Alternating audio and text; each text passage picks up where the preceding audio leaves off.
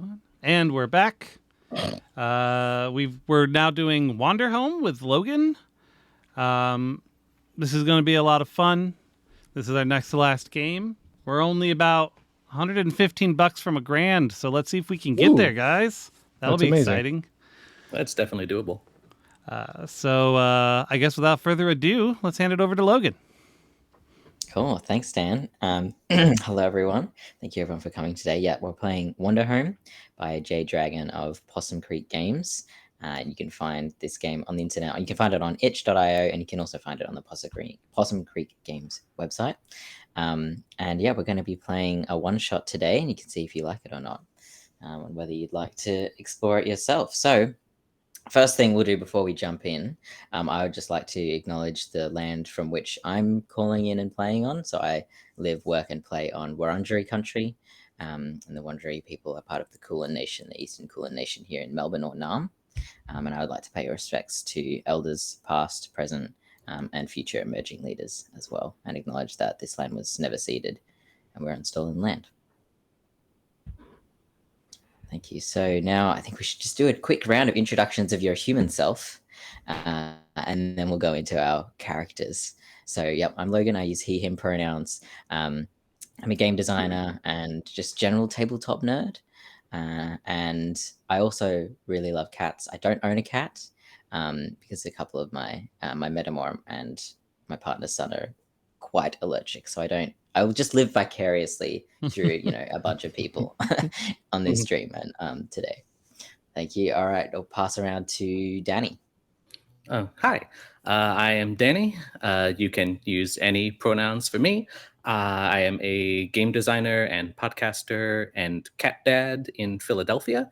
You can find me on Twitter at DannyPlaysRPGs. You can see me running Thirsty Sword Lesbians at this time tomorrow on this very channel. Also, I am under a cat right now. This is Sierra. She will be largely passive throughout the stream, but for $10, I will point the camera down at her for 5 seconds. Nice. Thanks, Danny. Jason. Hi, I'm Jason Klum. I run the Stolen Dress Podcast Network. I am rarely a gamer, except for on the Of Dice and Dens podcast, where I'm barely a gamer. So yeah, I'm an author, filmmaker, actor, voiceover person, all that good stuff. And yeah, I'm excited to play poorly. Lovely. Thanks, Jason. And then Dan. I didn't want to have Dan and Danny back to back, so That's fair. I had to put a Jason in the middle there. I am Dan, co-founder of the Of Dice and Dens podcast. Also kind of co-founder of this whole Meowrathon thing. And Jay and I have been best friends for 32 years. Oh, yeah. Forgot to mention that part. Sorry. So we apologize ahead of time for that. Yeah. Lovely. All right. Thank you, everyone. So now we'll go around and just introduce your character and share a bit about, what playbook you've chosen, what they look like, pronouns, objects and items, and good stuff like that. And then after we've all gone around, we'll go around again and do the ask left and ask right questions to see how our characters know each other. So go back to Danny again. Who are you bringing to the table today? Okay, so I am going to be playing Finjamin St. Clair. Finjamin is the poet. The playbook is called a poet, but Finjamin themselves is a fiction author.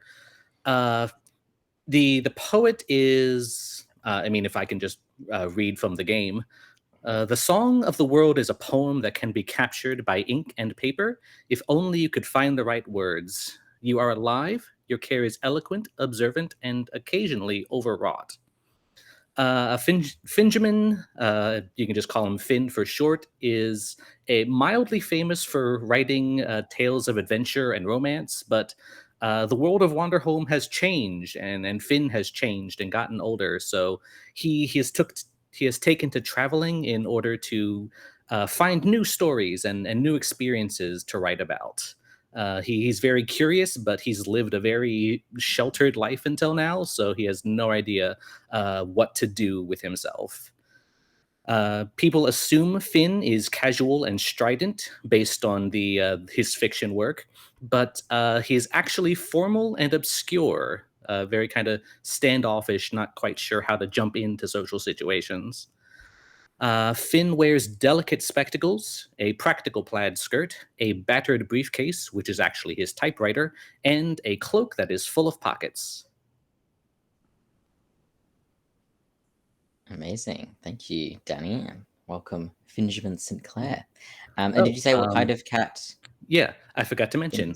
Yes. Finn is a Scottish fold cat, which I assume the cat fans in the audience are aware of what Scottish fold cats look like. But they are usually gray cats. Their ears kind of fold downward over their heads. I think due to like a genetic cartilage deficiency or something. Huh. But they're very cute.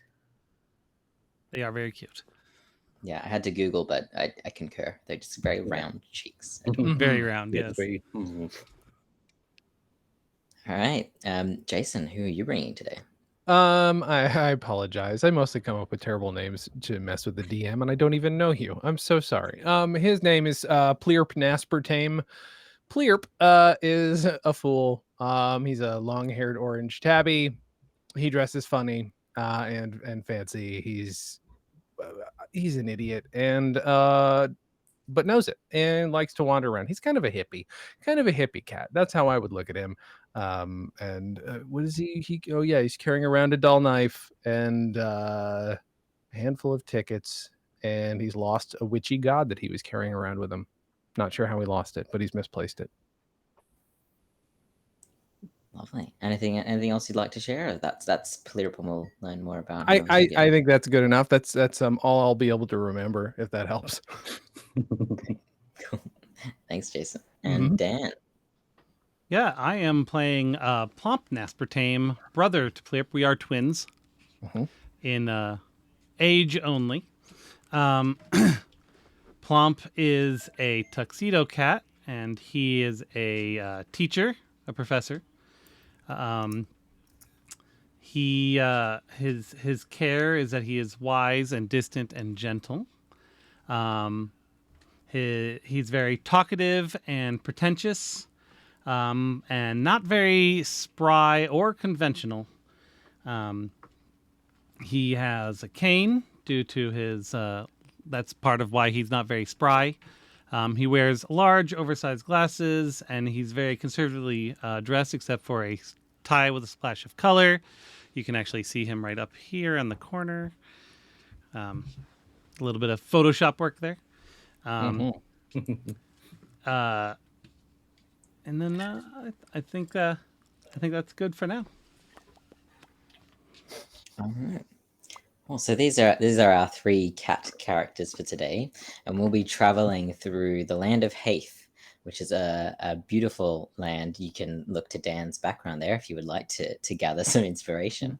And it's a land that has seen conflict. It was at war a little while ago, but that war has passed, and violence of that sort is no more. So it's quite a hospitable world. Any place that you go to, you'll be met with hospitality, as long as you're kind in return. People in the Haith tend to have strong boundaries. So if you're rude about their hospitality, they have no problems asking you to leave. But everyone here is an anthropomorphized animal. So here we have a group of cats, but we'll come across all sorts of folks in the Haith. Any kind of animal that you can think of may well be walking around. It's also a land with a touch of magic, as we have, as Pleerp has alluded to. There are little magics here and there, the small and forgotten gods. One such witchy god has gone missing a little bit from Pleerp's personage, but we may bump into them again. But there are various small and forgotten gods dotted all around the landscape. And some you can see, some you can't, some you can hear, some you can't. But there's a bit of whimsy here and there and everywhere.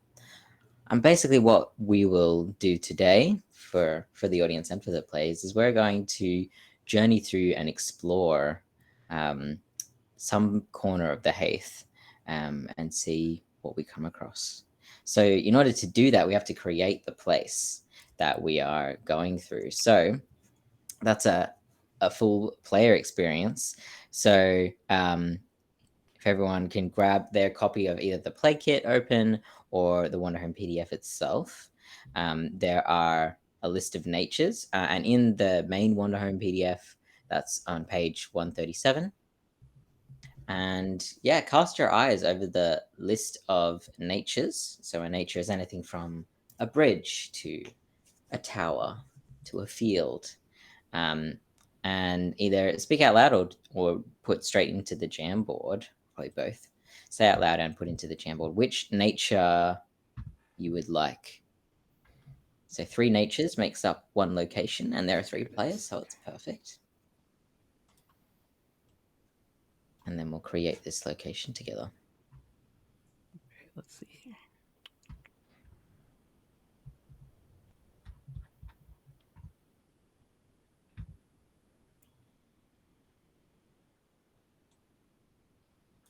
There are a lot to choose from, so don't feel rushed.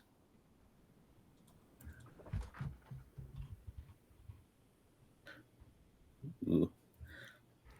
Do you have any ideas in mind for the tone for this adventure, or are we just gonna kind of wing it? Well, that's a good question for all of us. What tone would you like to play with? Well, I can tell you that Jay and I tend to play a little more lighthearted, a little sillier. Okay, so I'll stay out of the graveyard then. I mean, it could be a very funny graveyard. It could be fun. It happens. Yeah, the place where we go might have very different death-related ceremonies for all we know. Fair. So do I replace where it says either nature 1, nature 2, nature 3 with what I'm picking? Okay. Yes, please do, and tell us what it is. So the audio, I'll be able to see, but for the audience's perspective. I think that works. Okay. I'm going to go with the garden. Let's see. Garden is a place where everyone has plenty and the world is overflowing with gifts.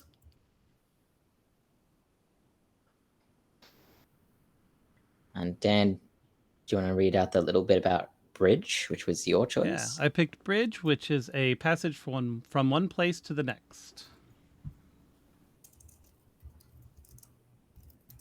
So how are you going, Jason? Have you found the list? Oh, not remotely. I was too busy trying to figure out where a Jamboard is, where that is. Just found it. Oh boy. I can send you a screen cap of the general I list. just found it. Okay. What am I picking? I have no idea what I'm doing right now. We have Bridge, Garden. This is just reading like a list of words. Let's see. Where am I going? Oh boy. Yeah. Do you have a copy of either Wanderhome or the Wanderhome play kit? Yeah. No, I'm on the. I think I'm on the right page. No, actually, I don't. What page am I supposed to be on? Page 137 has the list. Okay. Of words I just have the free play kit, so it's much shorter than that. Okay. So, I don't know. Someone else. I sent you the list of natures in Hangouts. Oh, okay. Thank you. There we are. Yeah, that doesn't show up in mine, or at least I can't see it. I don't. And they're more like metaphorical. Sure. They can be metaphorical or physical. I guess it's true. I'm going to say carnival because I'm an idiot. Carnival. Right. All right. And then in carnival, if Dan, I'm sure will send another screenshot there of the carnival. This is great for listeners listening at home. So what happens when you choose a nature? You'll see it comes on its own page, has a short description about what that nature is like the vibe and tone of the place. And then there's a list of aesthetic elements, and you get to pick 2. There's a fun list, very evocative, but the last option in the list is always or something of your own invention. So you can inject whatever you want into that place as well. And then there's another list of potential folklore. So tales of mystery, perhaps, magic, history that have been told about the place. They may be true, they may not be true, maybe a little bit of both, but that also injects some hooks and some things that we can explore. So I wonder, Danny, if you could sort of talk us through your choices of the garden so far, what you're thinking. Sure. So the first aesthetic element that I have chosen is outrageously large gourds. I'm thinking this kind of takes the form of all types of gourds, like pumpkins, squashes, the third kind of gourd. Like pairing this with the bridge, I'm kind of imagining whatever Dan decides the bridge is. It's sort of just generally kind of overgrown with like basically wild growth of plant life, and despite the lack of a regular tender of this kind of garden, everything on it just grows gigantic, which could possibly be attributed to the second element I have chosen, which is prismatic butterflies. I'm thinking these are vaguely translucent, like stained glass. So you have just little, like clear, colorful things just sort of flapping around. And as the light hits them, it can kind of cast a kind of colorful shadow over whatever the butterfly is flying over. Lovely. Thanks, Danny. And yeah, just before you jump into the folklore, that's another thing about the Haith is that bugs can come in all shapes and sizes, anywhere from can have the smaller bugs, but bees in particular are cattle sized. So we may come across shepherds of flocks of bees, hives of bees that roam around the size of cows in our land. So how big do you think these butterflies are, these prismatic butterflies in this garden? Ooh. I mean, I want these to cast a proper colorful shadow. So maybe if I can grab something maybe about like glass jar big, about the size of a person's head. Mm-hmm. So big colorful things. Lovely. All right. And have you an eye for what folklore you think this garden might hold? I There's an idea that calls to me. I just want to work out the exact details of it. If you can come back to me. Swing back around. Awesome. Cool. Thank you. Dan, do you want to walk us through? And don't worry, Jason, we'll walk you through the carnival as well. But Dan, do you want to walk us through your bridge options that you've chosen? Yeah, I chose a toll booth because I feel like it's this journey that we're on is actually costing our family a lot of money, but I'm the only one who really knows that. So I feel like I'm just making sure we get like the best rooms and the best food, and just it's a fun time, and I don't want to let on that it's that it's not just a fun time and that it costs money. And that's where the Churning Waters kind of comes in, is because we come from a noble family, but that family doesn't have as much funds as it used to. So it's a bit Metaphorical tumultuous Churning under the surface, but far below. Nice. Lovely. And what folklore did you pick? I picked Path Carved by the Giant King, mostly because that just sounds super interesting. Cool. Do you have any idea of what that looks like yet, or we'll find out when we get there? I imagine maybe something like walking through the Grand Canyon, but like instead of naturally formed by a river, the folklore is that it used to be like, I don't know, maybe like a muddy area that a giant walked through and carved that out, and over time it dried out. Awesome. Thanks, Sam. And Jason, do you want to talk us through the carnival as you're going through? Sure. I've decided there's an artificial castle at the center of the carnival. Don't know what it's made out Like of. a bouncy castle, or I'm not really sure. I think possibly it's sort of rigged with what's the word, scaffolding. It's not really well made, but there's an artificial castle at the center that everybody can play in. And I picture it misty, and I don't know why. But as far as folklore, all the staffers are well fed and well paid, which makes them boring. Hard to read the way I put it in there, but right. So the folklore is that the staff of this the castle Mhm. in particular, they just always happen to be they're in a well-fed. very good they're in a very good mood, and they're very nice, and that's should be off-putting at a carnival. And it could mean anything. Maybe they're not really well fed, but that is the rumor, that they're well fed and they're all taken care of, and that's why they're so nice and sweet and kind to everybody. Mm. Unlimited food somewhere. Okay. Yeah. Interesting. Sure. Cool. And Danny, wrapping back around to you, how'd you go? Yeah. So I chose the folklore of the burning of the corn woman. And I didn't want this to go in kind of a sacrifice or like burnt offering type of thing. So I think, folklore, so long ago in a nebulous time period ago, a couple of stalks of corn kind of came to life and kind of traveled throughout this land, basically like seeing the sights and experiencing the world in ways that corn does not normally do. And eventually, she began to dry out and to become sort of like desiccated, and it was time for whatever spirit inhabited this corn to kind of return to the realm from which she came. And so she arranged for a pit to be built, and her body was burnt along with some oil, and the pieces of corn began to pop, pop, pop, pop, pop, pop, pop, pop, pop, pop, pop. And as the spirit left her body became a delicious treat for all of the people whose lives she had touched to snack upon and remember her. Amazing. So is this the birthplace of popped corn? That's what the folklore says. Right.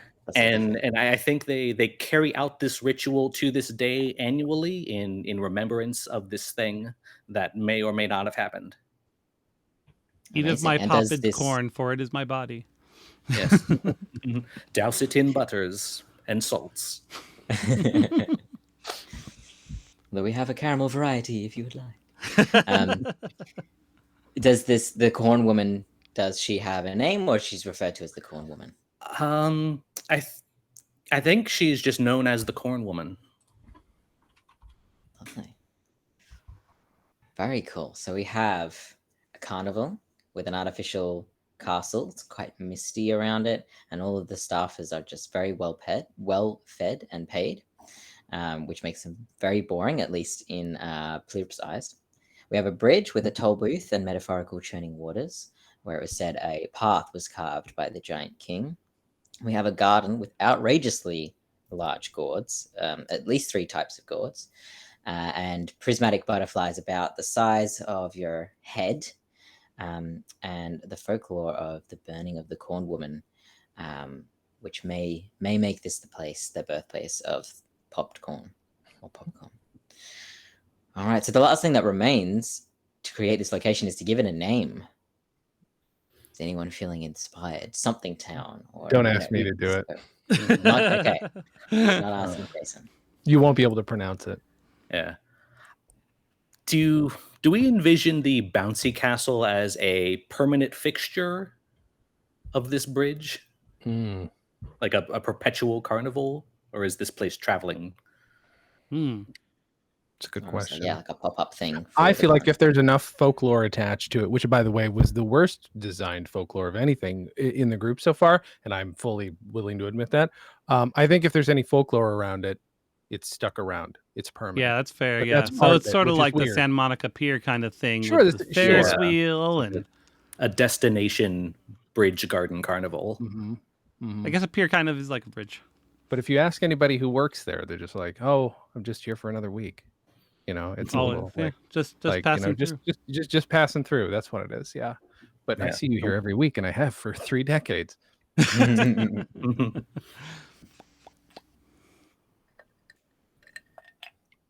Cool. And so this bridge,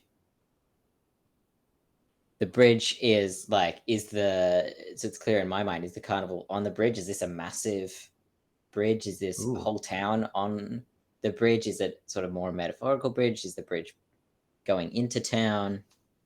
Is a place named Bridgerton?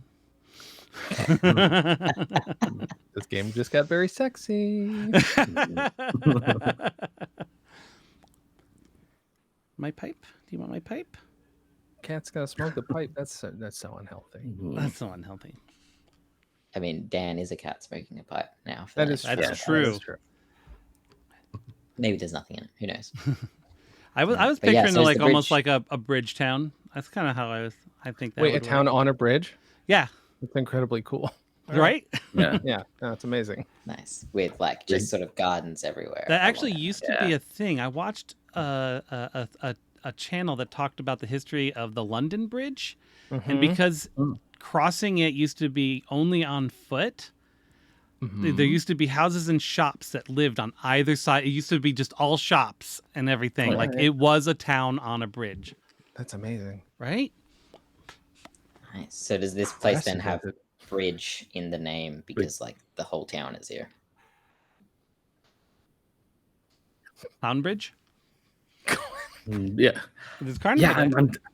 I'm trying to think like So there are what can I combine of carnival, bridge, and garden that sounds like a word?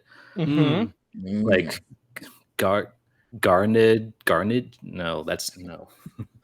Articulate. Yeah, you don't want Garden. Cardinage. Carn- That sounds Carden? British. Cardinage. Venom 2.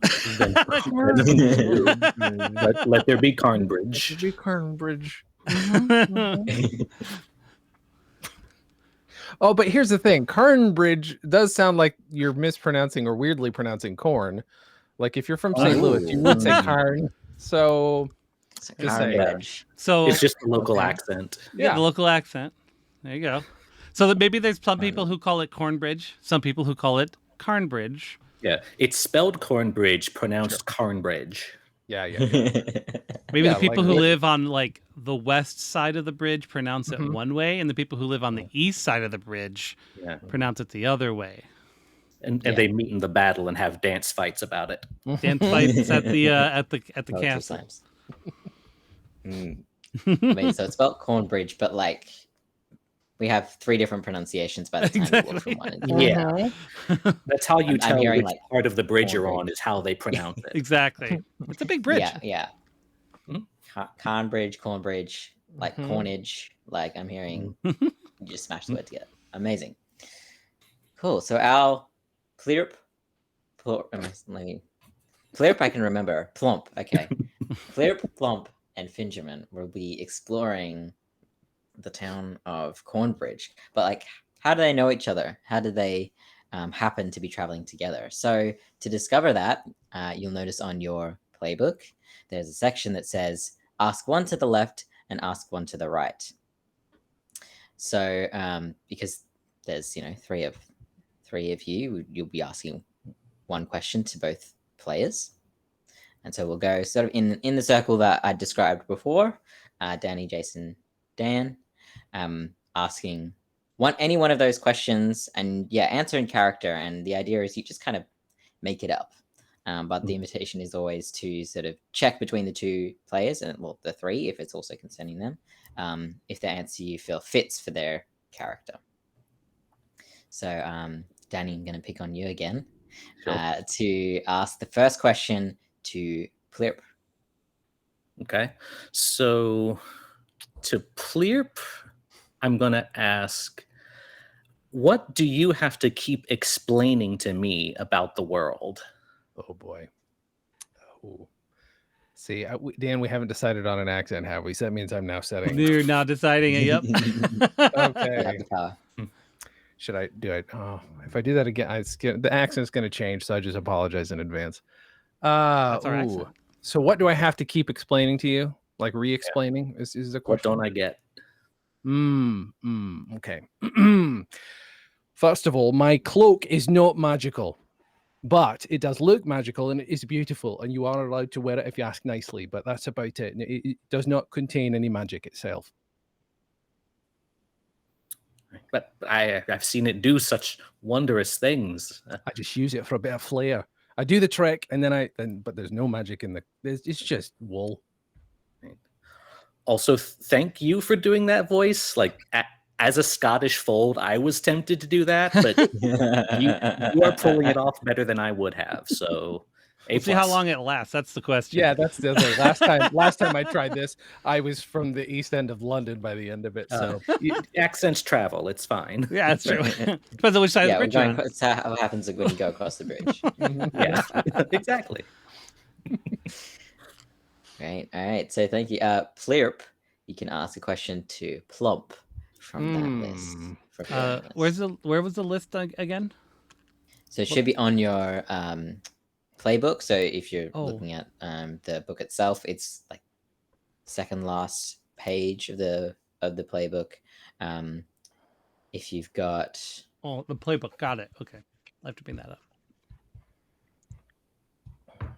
Do I need to get you your questions, Jay? Or do you get? Yeah, you will have to, because I don't have that. Yeah. Uno, momento, por favor. I'm really slowing us down, and I apologize. Nah, that's fine. It's all about journeying and taking your own time. Journey, not so the destination. literally, we set the pace. There we go. Okay, 4 questions. It's a good thing Dan's in IT. He does this stuff a lot faster than I probably would. It's my job. Here you go. Okay, gotcha. And I'm asking a question of you, right? Oh, okay. This is a good one. How did you help me get out of my old home? Well, laddie.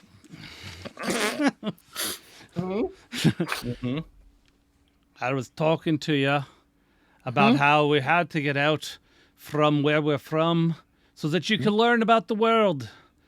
Your naivete, your lack of skill, I feel was holding you back. You're a smart kid, but you just don't, you don't, what's the word I'm thinking of? Think right? Yeah, that's the one. Think right. You don't think right. And so I feel maybe this journey and perhaps, the destination that we're going to in Birdland will help you give a different view of the world and maybe fill you out more. Make you decide to do something with your life. I'm wondering, was it difficult to leave? Like, you said you come from a noble background. How did your family feel about the two of you leaving? I never asked, so I don't really know. I left it up to him to decide that, figure it out for me. They said that we could go. Go ahead. Mom and Dad about that. I will just turn English for a second. Wait a minute. Where'd it go? Oh, I'm back. Never mind. Hello. Well, Mother and Father felt that it was probably wise. Technically, Plurp is the oldest of the 8 of us. So he will be taken over for them. And as great of a personality as he is, they are a bit concerned that maybe rule would not be currently in his wheelhouse. And they're hoping that perhaps a small journey cross-country would change his mind as he meets people that need help. Very good. Thank you. All right, and Plump asking a question to Finjamin. On my book. Standard Pilgrim. Oh, it's alphabetical. That'll help.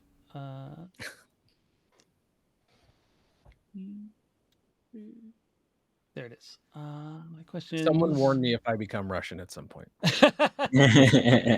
Too far. I'm not going to say to a go thing back. about the accent. I'm just going to let it happen. Oh, I like this. Uh-oh. What did I teach you when you were younger? Oh, sorry. What did I teach you when you were younger? I mean, how old do you envision your character? How old did we decide we were? Yeah, I don't think we decided. Maybe 7 cat years. 7 7 cat years. So however old that is technically. 6, 7, 7, 40. let's our age. say real life like 40s. Oh wow, what a stretch. Okay. What a stretch. Yeah. Okay. Yeah. So I could have been your student then. I think that you taught me basically everything that I built my previous success on.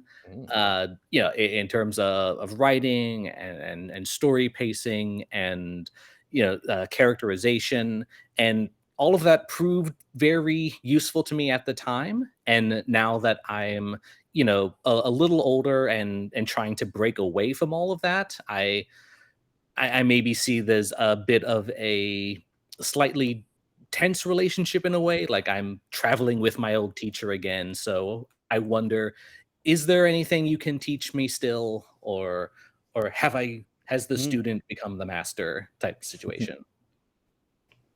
There's always something Very new to learn, laddie.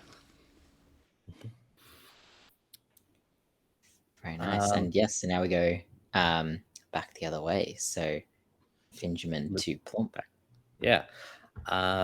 I guess in line with that kind of characterization, are you okay with the way that I write about you? And I think I want to say there is a thinly veiled caricature of the type of teacher that you were. Like, obviously, like most people don't know you, so it wouldn't they wouldn't recognize it as you. Mhm. But if you read the book, you say, "Oh, that's me." Yeah. And I seem a little stuffy. I seem a little self-important. Is this how Finn sees me? I mean, I am important, but Good answer.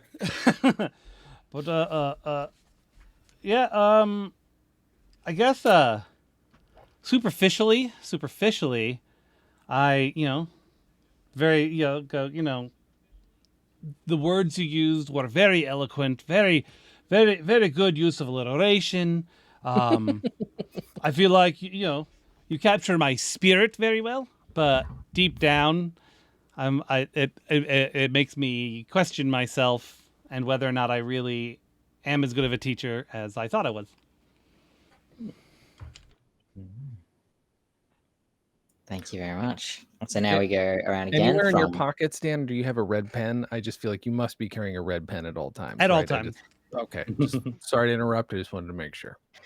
It's important to know. Mm-hmm. So now we go from Plump to Plirp. Okay. Make it awkward. Oh, this is a good one. What do you know that I can't hope to understand? Oh, all right. Well, I mean, here's the thing. I could write a book, have written a book, but you won't read it, will you? No. Well, I mean, listen, you seem to think there's a lot to be taken from the fact that you've got a huge, large education and your brain's a bit big. Great, good for you. You've written a few books, but what you don't understand is that there's so much out here that you could be appreciating. But instead, your nose is buried in a book, your mouth is buried in a pipe, if that's possible.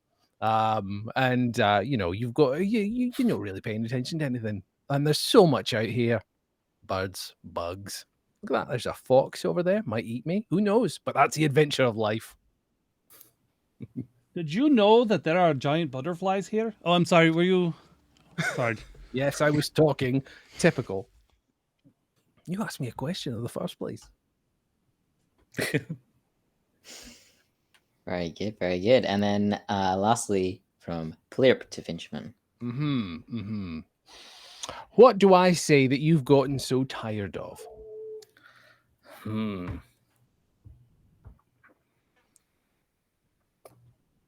So, I mean, just based on these interactions, I'm kind of feeling like Finn is the middle ground between Pleerp and Plump.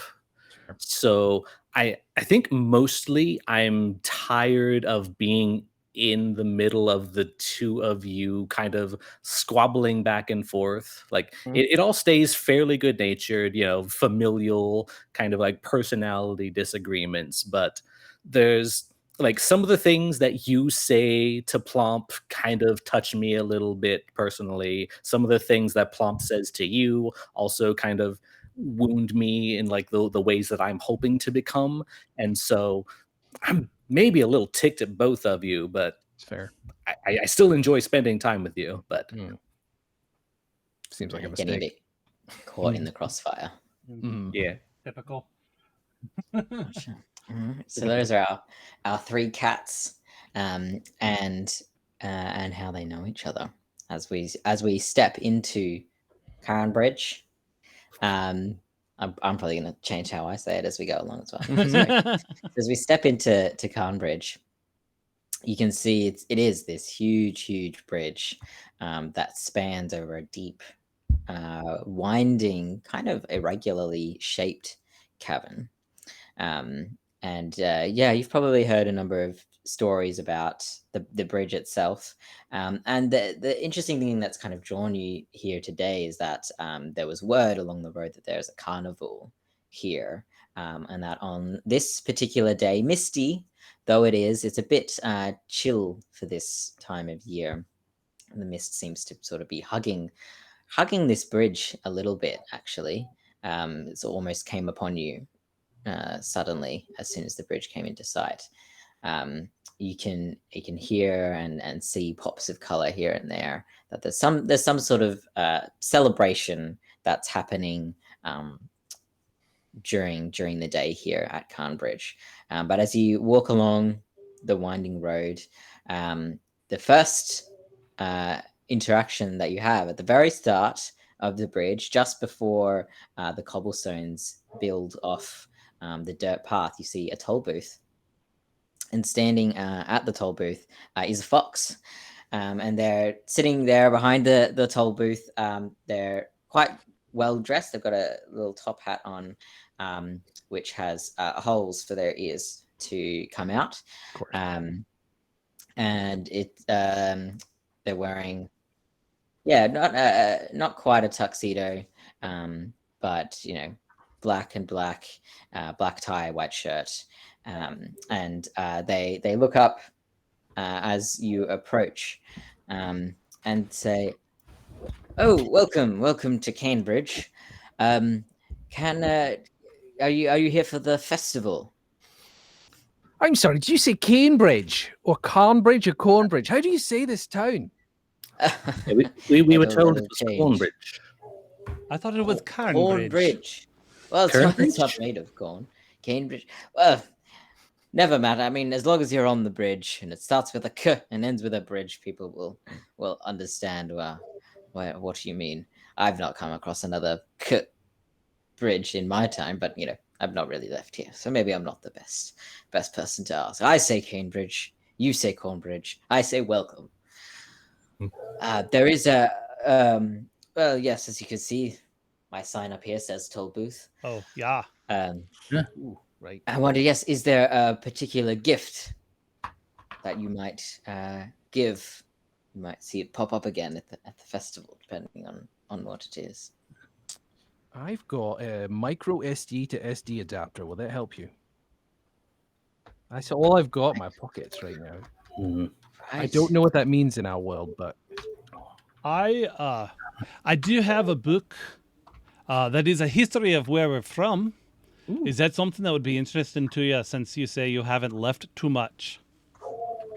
Yes, I think yes, a history book. We're all very fond of keeping up the education here. These aren't for me personally, of course. It's a town Right, related right. text, but a history book of where did you say you're from? We are from Castleton. Castleton. Great. On Yes, Egbert. that sounds Castleton on Egbert. Yes, I can't say I've heard of it before, but it's It's wonderful. we've Yes, that sounds traveled wonderful. quite a ways, so not too surprised. And I've never heard of Cornbridge. You don't hear me complaining about it. Anyway, I've got a wedge of cheese. You want a wedge of cheese? I can offer you that. He's got a face. Ooh. Oh, that's wonderful. Yes, Yeah. I'll take that. There you are. Delightful. Ooh, yes, I'll Yeah. wrap that up later. I don't normally do this, but for an entry fee's sake, Finn kind of like reaches into a side pouch, pulls out a copy of one of the books he's written, like opens up his briefcase typewriter, kind of like haphazardly jams the front page in, and like types out in St. Clair. Like, here you go, an autographed copy. This is a rollicking tale of adventure called the Mysterious Elixir. It's Ooh. quite a tale, if I do say so. Excellent. Not Is to this ruin it, suitable but for the elixir children, of poison. young Sorry. adults? What spoilers? Sorry, I just wanted him to know. I was very surprised, so surprised I threw the book in the fire. You remember that? It was an accident. but I was so You surprised. ruined I a burned the perfectly book. good book. Right, don't read near a fire. Is what Yeah, I'm right. hearing. Fine. You should read Important with your lesson, back to a to be fire sure. because it actually lights up the words. You know what I mean? Anyway, I'm sorry. An illuminated manuscript, they call it. They do. Yes. They do. Right, excellent. Well, Anyway, two books and a For wheel those of not to cheese. know, That sounds illuminated like my means it is afternoon, so- drawn in. Says it right here. oh, Very good. Well, thank you for your gifts, and welcome to Cambridge. thank you. Thank you. Thank you. And the fox sort of parcels up the offerings, and you can see there's more people coming down the road, and they turn to the next. And as you're coming in over the bridge, you can see, yep, it's made of cobblestones. Interestingly, all around the edge, you can vaguely sort of see the edges of the bridge either side of you, and you can see growing up all around them and in front, it look like to be gardens sort of set up with vines stretching up over the sides of the bridge. You notice one sort of heron person is sort of hauling up a vine and cutting off these large gourds as they're going along before dropping it back over again. And it's about that time when you enter. It's coming on lunchtime, and your feet are starting to get a bit tired from the walk, and you're looking The around. pads perhaps are for some, killing me. yeah, My the dogs the are beans, barking. they're getting hot, and time to rest your pads somewhere. So what kind of wondering what tastes do all of you have in resting spot? Beer. Yeah, That's the a only place answer you need. Yeah, place to Ale. sit and eat would be most enjoyable, I'd think. I mean, if there's So no what was music, that, what's even the point? Oh, come on. Oh, there's no Hear music. music, and I didn't hear what Finjamin, what you just said. Sorry. Oh, sorry. Yes, a place to sit and eat, and I guess take in a show as well, if we can all agree on one thing. What's going to happen is So- we're going to watch a show, and this one's going to be over here reading a book while the show's going on. Oh, I've already read this show before. That's what he's going to do. I'm not gonna do that. I never do that. It's Yeah, fine. right. I mean, I do remember on the field trip we took to Westboro that you did spend the entire show taking notes. So you seem to be drawing something. Mm-hmm, mm-hmm. Well, I mean, I have to take notes on the things I see. An educator doesn't just teach; he learns, he records, he shares what he learns with others. He could just sit there and enjoy it like the rest of us and use his memory and perhaps recall it later. But no, you've got to take notes the whole time, don't you? Finn appears to be mentally taking notes on both of these positions. Take notes, but also experience. Okay, Mm-hmm. got it. You'll take pictures with your mind. I'll take pictures with my pen. How's that sound? Almost Scottish. Right. So, Plump, as you're defending your writing habits, your ear twitches, and you can pick up some music. Can you describe for us what sort of music do your twitchy ears hear? He hears kind of a a harpsichord type of thing. Very very fast, but very very technical. Like it would be very. It's not something that an entry level harpsichordist would be able to play. Like Geddy Lee playing the harpsichord, like Exactly. technically perfect.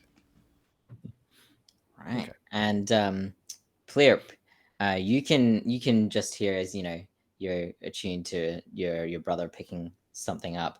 You can actually hear some sounds from the audience. They're having some sort of reaction to this music. What does it sound like? They're screaming and passing out. It's a real Beatles moment, a real listomania, if you will. It's a real obscure fan reference type of thing. It's a real love the gladiators moment. They are just dropping like flies. They're so excited. Right. So this is either like an amazing piece of music, or something's happening in there, or the musician is amazing. Or But yes, sure, yeah, it could be anything, I guess, if they're passing out. It could be a a fire. lot of excitement. You're hearing excited sounds and bodies falling to the floor. Or carbon monoxide poisoning. Yeah, it could be that. Hopefully not. But then, Fingerman, you're also smelling from this direction with the kind of food that they're serving. Oh.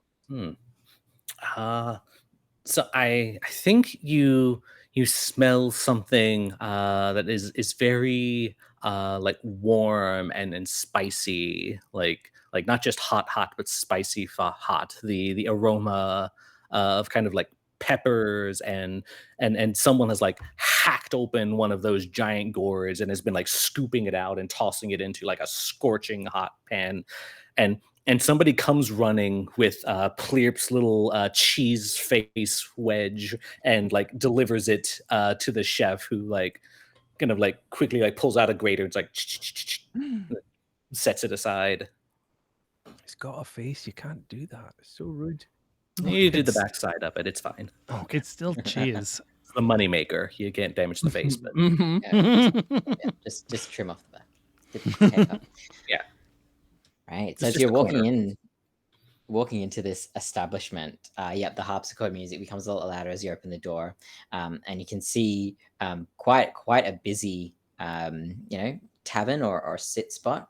The smells are hitting you, very warm, spicy.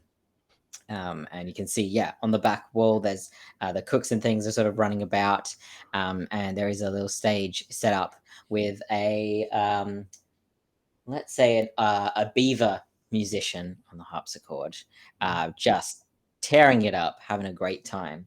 And what you can see is there seems to be some sort of carnival game, presumably, since people have been saying the word festival out here. Some sort of game where people are there's one bowl of this spicy soup or stew that's being created on a plank of wood, and underneath that are people lying on the ground, and they're rolling over.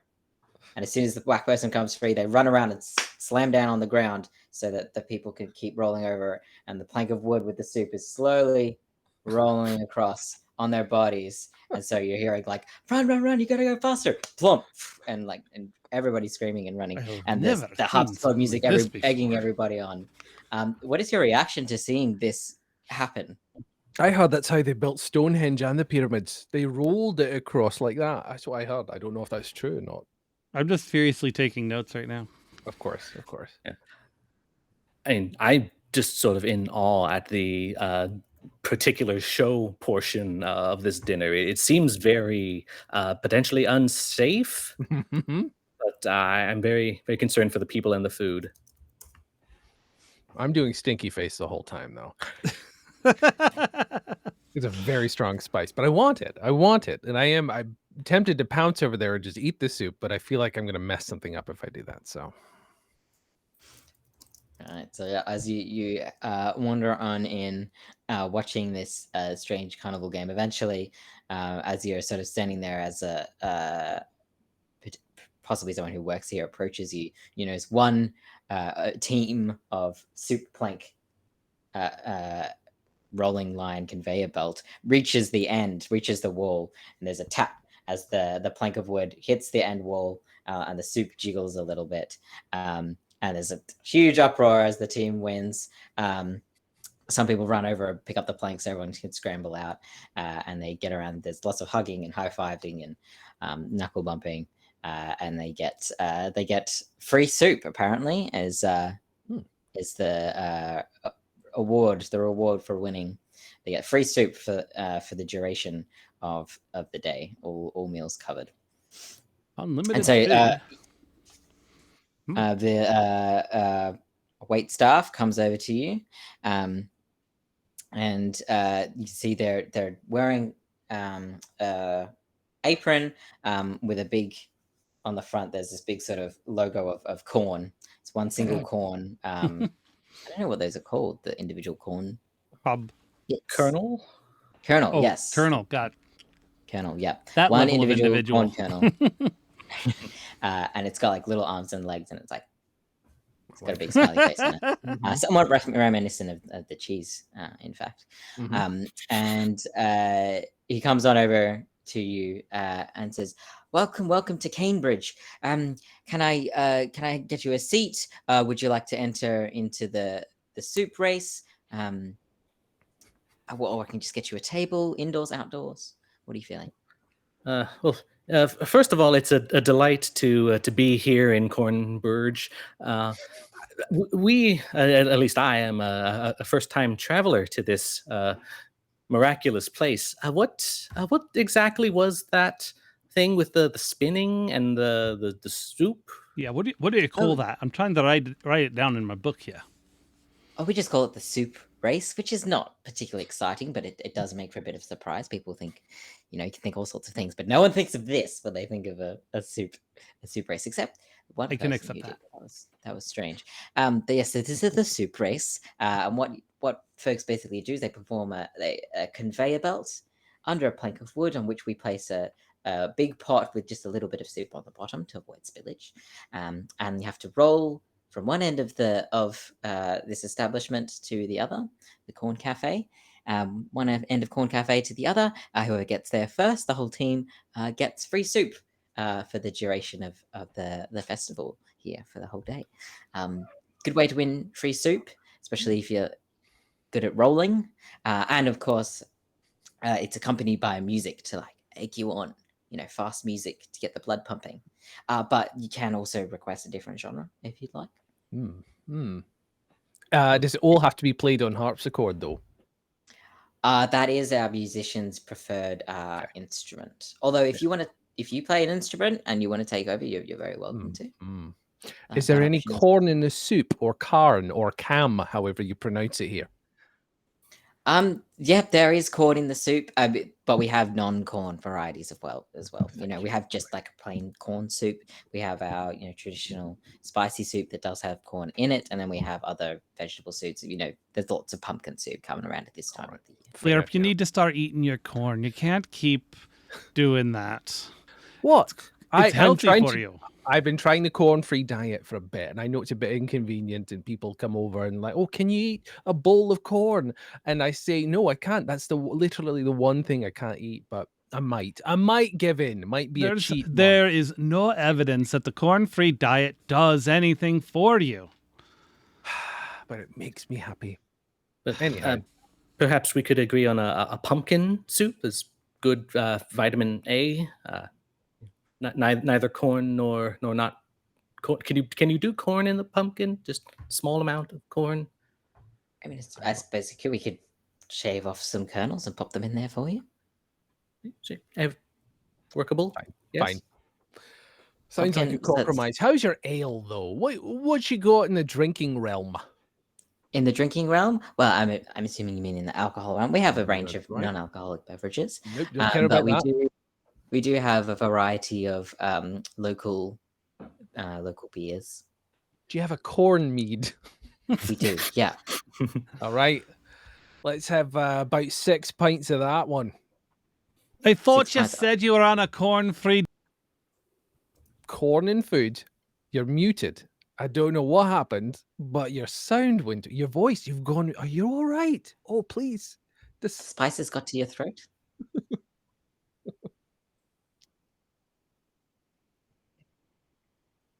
I've never had it before, and really it's more what's in my food, not in my drink. You know what I mean? If you eat it, you'll see it again. If you drink it, you won't. You understand what I'm saying? It's true. If you eat corn kernels whole, they come out whole in your Yeah. poop. So I drink it though. Good to go. So you don't Nobody like seeing will ever corn? find a problem with a drink or liquid made exclusively of corn. No one will ever have a problem with any sort of liquid that is made exclusively from corn and used in other capacities. You know, I just yes, 6 of those. All right, I'll bring it. I'll bring them out bit by bit. Keep going along. So, but I heard pumpkin soup. Yes. And I'll try a corn mead as well. Yeah, corn meat. You can have one of my 6 if you want. I mean, it's Oh, all right. I just assumed you were going to pound them back. But At least 3 of them are mine. well, thank you. No problem. Plomp, are you going to drink one, or are you just going to abstain and write a note about what it looks like? I'm just going to. I'm just going to have a glass of water if I could. Oh my goodness! All right. For sure. Would you like sparkling, cold, tap? Or Would you like corn. lemon in it? Is there corn water? No, we don't. We don't serve corn water. Yeah, That's a I bit don't think I'd That's like abs- corn water. Thank you very much. Fine, Uh, fine.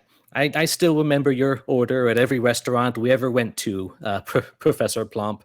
Room temperature water, no ice, no lemon. Just it like clean, I I was say. drinking nothing. Keep it No fresh. Keep it impact on my clean. body whatsoever. very straightforward. Cool. Thank you. Yes. There's a table just over here. I'll bring out your food shortly. So as you go, take your seat. Another round of the soup race appears to be starting to get underway. More teams are forming, while the otter sort of takes a break. Just as you go to sit down, Pleop, there's a small like electric shock on your seat. Just a little. Zzz. Mm-hmm. Ow. What the? Did either of you just feel that? Did you What? just get a? Well, I got a shock in my arse. I don't know what to do about it. Does it happen again if I sit down again? If I adjust myself and sit back down? Sitting down again a second time. Yeah, like if I'm like ow, I just stood back up. Am I gonna sit back down and get shocked again? No, going to sit down again. Don't feel anything. It must have been static, I guess.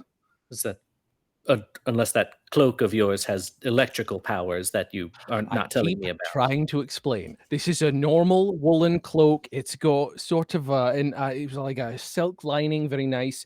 Might be a bit charged. Wool can be statically charged, but I mean, you've it's got the not- wool and your fur. I mean, How- what else would you How did it expect? change colors then? It's a long story, but it's nothing to do with the cloak. Figure it out. Nothing to figure out, but yeah, fine. It's just static from your tail, probably. Happens all the time. It's probably fine. Yeah, I know what you mean. That's fine.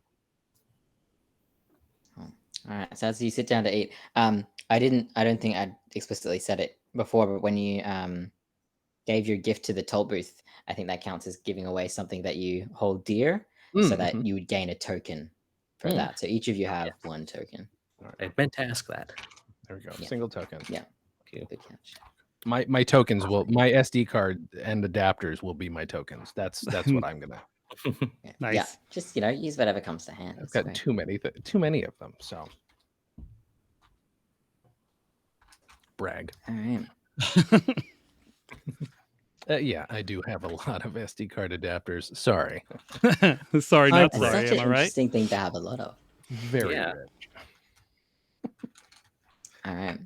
Cool. So you're sitting down to have your pumpkin soup with a little bit of corn. There's a little bowl of corn kernels is brought on the side if you want to sprinkle them in, and a little bowl of shredded cheese as well to garnish. You can see the face of the wheel of cheese has been put up in a little glass cabinet, and it's sitting behind the bar. And there's some conversation happening. No, that's a silly name for the cheese. No, definitely come up with a different name. Yeah, we're going to engrave this. You can't just call it Cheesy McCheeseface. That's ridiculous. You're hearing bits of conversation come from behind the bar, and eventually a couple of glasses of corn mead come on over as you sit down to kind of get your bearings in Cornbridge. And yeah, I think it's a good time, Dan, if we can go for a quick break,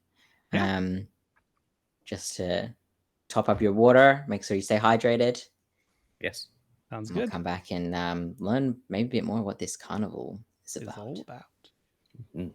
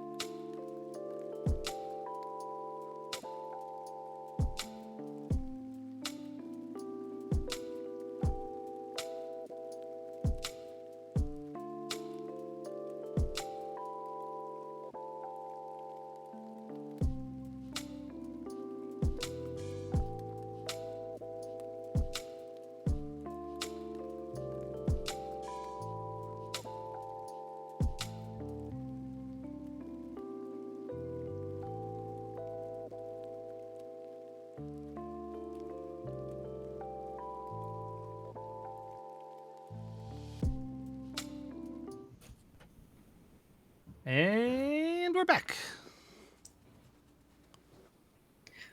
Oh, welcome back, everybody. Thanks for taking a quick break.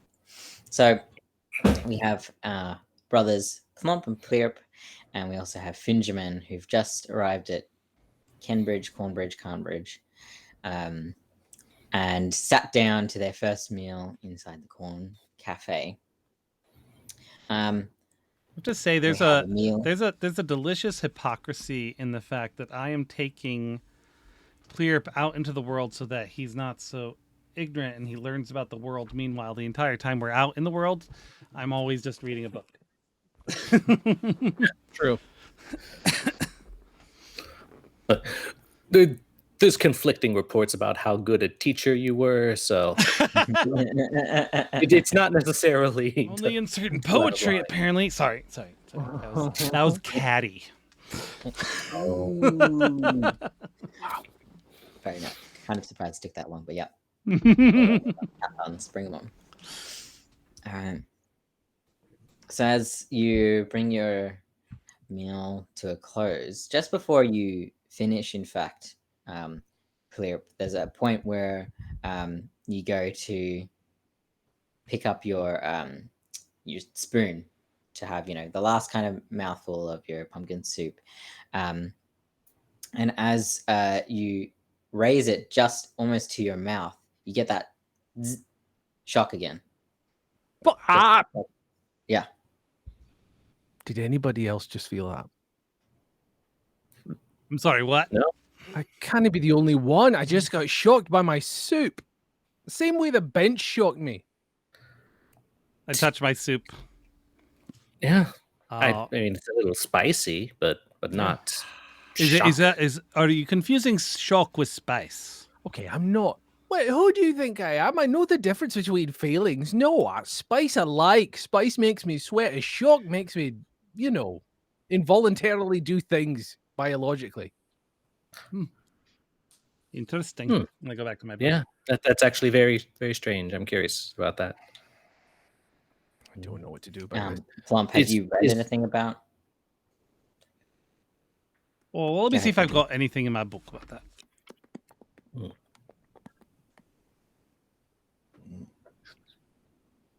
Does it feel like static shock, or does it feel like a lot stronger? Stronger. Mm-hmm. Is there like a wire on your chair? It says here, or No. I mean, I wrote something once about a tiny electrical spirit that sort of moved through small bodies of water. I guess that's fiction though, and also soup. I'm just gonna sort of peer into Pleerp's soup bowl just in case. Have a look. and I'm acting like I don't, because it's ridiculous. But I am surreptitiously also kind of looking. Having a look. Right. So Pleerp, you notice as you kind of double checked your chair, there was no metal wiring or anything there like Plump had suggested. There was, there's some like crumbs and things from the previous people who'd been sitting there. And as you show your soup to Fingerman, you notice that there is pumpkin soup as you ordered. There's a bit of cheese from the garnishing and a single kernel of corn. Oh, they did give you a full kernel of corn. Is it a digestive issue, maybe? I doubt that very seriously. I've just been drinking corn mead. I've drank 5 of them already. I think I'm okay. I could be wrong. If maybe this is of no consequence, but I want to use my move. Ask what used to be here, and if you need that, literally, just kind of poking into the soup, just saying, "Hello." Stirring with a spoon a little bit. Hello. Nice. So yeah, as you ask, kind of in your mind, kind of seeing, what is here? Is there something else going on here? You see a sort of soup almost seems to warm as you see a single rising stream of steam as you say hello, and the corn, the single kernel of corn sort of slowly starts spinning on the surface of the soup. And yeah, it's a bit weird, I guess. And then Benjamin holding the spoon, you feel zzz, a small zap, Oh, and then the smoke, Yeah. the steam dissipates, and the soup is cool again. That it tastes. You got it, didn't you? I felt it too. Ah, right. I'm It's, not out of my mind. Yeah, Professor, it's not just one of Pleep's weird things this time. I felt it too. So I'm gonna use my. Can you show me? Show me. Let me see it. Nice. That's one of the things you can do. Yeah. Anytime. Great. Can you show me? So what? How you? Yeah. Look. I want to touch it. Yeah.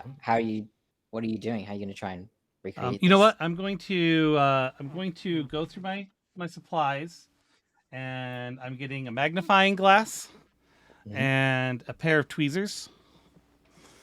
And I ask him, can you spoon it over to me here real quick? I'm gonna get a closer look at this thing. Yeah, sure. Sort of hand over under the spoon just to catch anything that drops and just. I've got a holding it spider up. circling me right now. I'm keeping an eye on him. Okay, so I grab my magnifying glass, and I get real close to it, and I start poking it with the tweezers to see if anything happens. So you're poking it, and it's kind of just floating around on the little bit of soup that it's in. You're not feeling any shock or anything as you're having a look at it. You've got your magnifying glass. It is a pleasing corn shape, yellow, although corn. it has adapted some of the orange from the pumpkin soup. And so Benjamin, you're holding the spoon, and Plump, you've got the tweezers and the magnifying glass. Clear. How are you interacting with this situation right now? I'm just sitting back and waiting to see what happens. I've no interest in the origins of this. I'm just annoyed that it was just me. But now I'm happy that somebody else is dealing with it, and I'm just drinking. Right. Yeah. So you're kind of just watching this unfold, seeing what the other people are going to experience. And as you're watching this happen, there is, you had a witchy god at one point, got lost. But there was a particular characteristic, a particular thing that this witchy god would always do, just to remind you that it was around. What was it? Oh, well, let's see. Caused very tiny rain clouds to hover above me. Now I'm wearing a hat, so I might not notice if I was being rained upon, but that's what would normally happen. Very tiny rain clouds. Okay. So, Plump, you're having a good look at this corn, and it Really you're getting not in there. noticing anything different. You're poking it. Seems a regular consistency. spinning it a little You're not bit, feeling any too. shock. Benjamin, you're also not feeling any shock. Well, you're going to poke it. You're poking it. Nothing's really happening. Soup is room temperature now. A bit of time has passed. You feel a drop. You feel something sort of hit your shoulder. You kind of ignore it. Wipe it off. Someone maybe spat some meat on you or something. Yeah, Who knows? it is not the first time, and it probably will not be the last. Nope. Corn looks fine. Oh, I'm not going to eat it regardless. But it does appear to be Karn Or Kern. or Kern. Or camera. Green. Seems fine. Corn with a backwards K. Right. And about that time, as you're all finishing up your meals, I have to keep thinking of animals. A squirrel walks in the door, goes over to a little notice board by the door, and starts putting up a few flyers here and there, and gives a yell like, "Round 2 carnival games! Round 2 carnival games! Sign-ups open now!" And walks out the door again. Well, perhaps we should we're here to we're on this journey to learn of the world. Perhaps we should partake and see if we can understand more about these Karn folk. Sounds Yes. good. Let's go play some games. Why not? It'll be an interesting experience, especially if they're all like the rolling thing. Right? Mhm. Well, if that is like the lowest level thing, these games could be quite fascinating. Yeah, so approaching the board with the various flyers, there's a couple of different games that are open for sign-ups. There's a team story slam. There's your regular, what are those things? Where you hammer slam, the strength test. Sure. There's a corn eating contest, and there is there's sort of like a dance event happening. A dance-off event happening at the castle in the center. Yeah, those seem to be the major events still open for signups right now. Well, I can't really do the dancing, but perhaps I could do one of them ring toss things. All right. I would almost say we could enter the story slam, but a teacher and a published author, it might be unfair. It would be quite unfair. I'm an improviser. I could get up there and improvise something rather beautiful. You assume because you've been published that you can tell a better the story than I can. That's fair. We're not really saying that, but I mean, we've been published, so I mean, it's a difference between professional and amateur, that kind of a thing. It's not that it's necessarily better, but more refined, cleaner, yeah. Pamphlet. I mean, we are here to learn worldly experiences, but being published it comes with its own sort of. There's a process that Right. we're not just saying things out there. We've had editors. And So somebody else does the work for you, is what you're saying. You can't stand by your own work.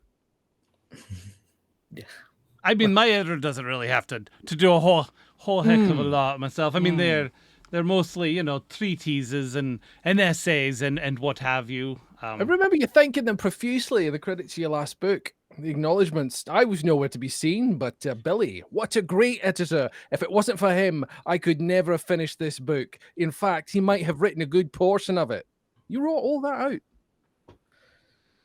I think Billy might have put that one in there. I don't remember that at all. Oh, okay. Well, fair enough. Yeah, how are you feeling about these professional published writers right now? I mean, deep down, I think they're very cocky. And I want to, if I'm honest, I want to get them to go do a strength test. So You want to give them a what? I wanted to go do the strength test with the hammer.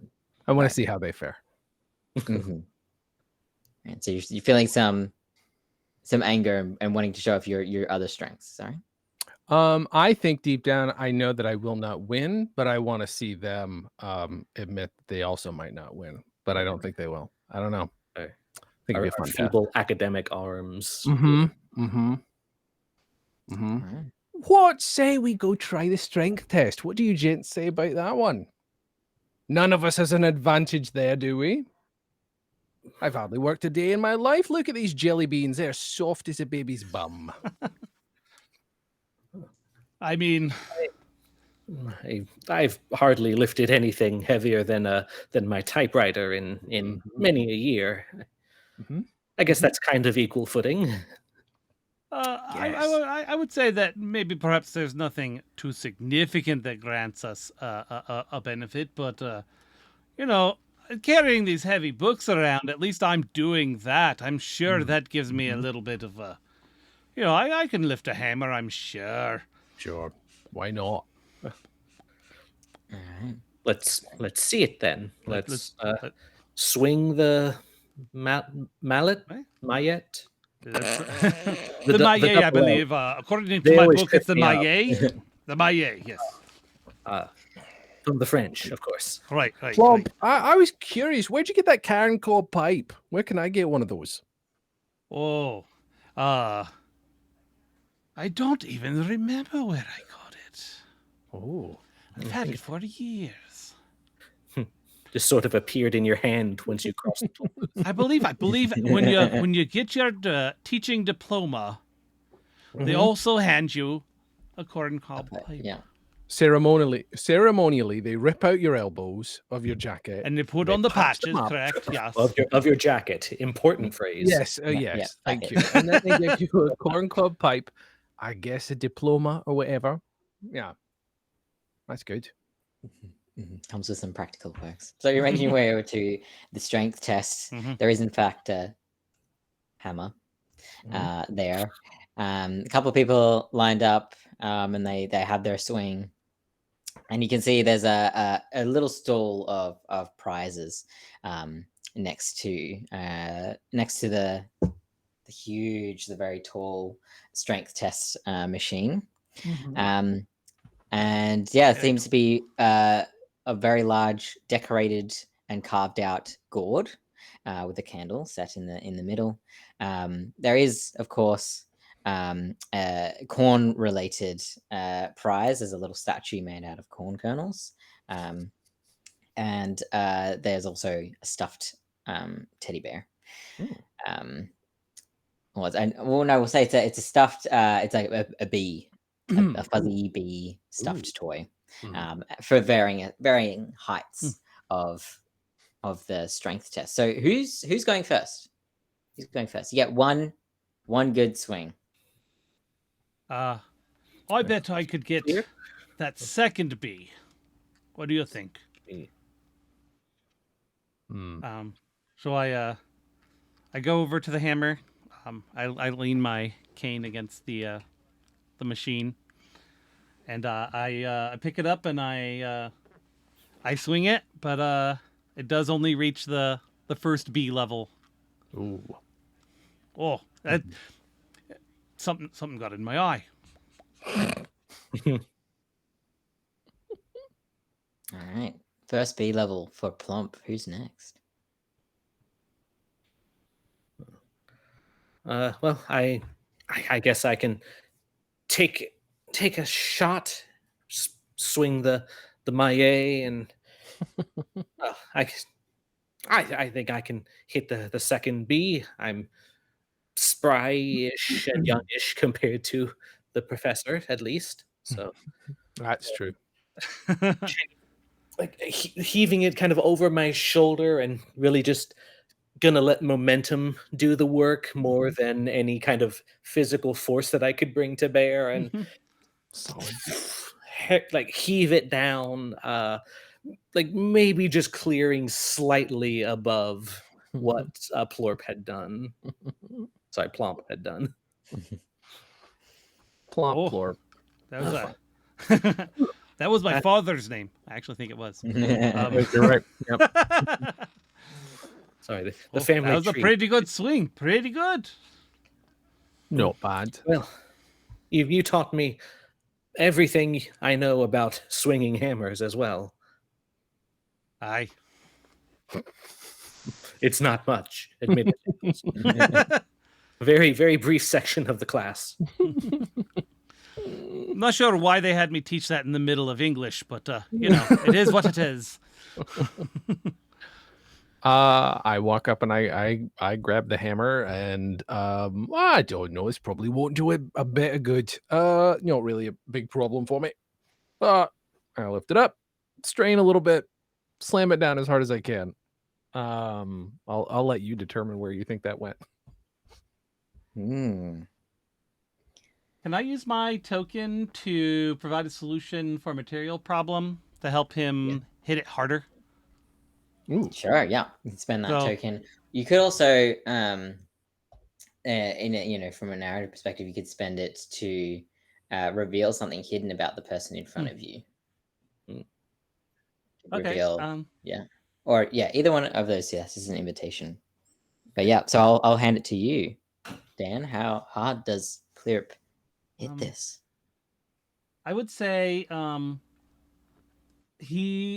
think something hidden about him is that he's actually, despite my thinking he's never done a day of work in his life, I think he would help the folks outside our castle with their chores, including chopping wood. And so I think with that, like, he's actually developed the perfect technique and prowess to ring the bell. Mhm. And then I think I'm going to ask him about that, because that surprises me. Yeah, just checking in, Jason. How do you feel about that sort of narrative story bit being Yeah, added it's to Clearup? Great. Anything that makes my character look better. You ring the bell. Well, Oh, look at that. how, How you have you been practicing ringing bells? Not in that sense. No. How did you learn to hit watching your technique? It felt almost like watching a baseball player or something. Just like you knew the motion. Sure. I mean, I don't know. I could go back to me chopping wood for all the people in our, in the castle and the whole surrounding area. The folks that had to do a lot of back-breaking work. Every once in a while, you sort of go out there and just, hey, you need me help? I'm bored. I got nothing to do, and chop, take care of some chores. You know what I mean? I didn't know you did that. Is there anything else like that you've done? Sure. Yeah, I was a wet nurse for a bit. I don't know how that happened. Here's the thing. Magic can do a lot of great things for you. Give you nipples, whatever you need. I did a lot of things. Raised some children, built a few barns, raised a few barns at the same time, and raised a few barns, knocked a few to the ground that weren't any good anymore. A lot of raising. Well, That's I clap you on the back and go,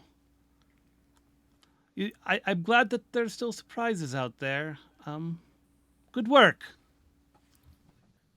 Thanks. Finn is going to quietly take some notes about a very unassuming but surprisingly strong individual, perhaps for future reference.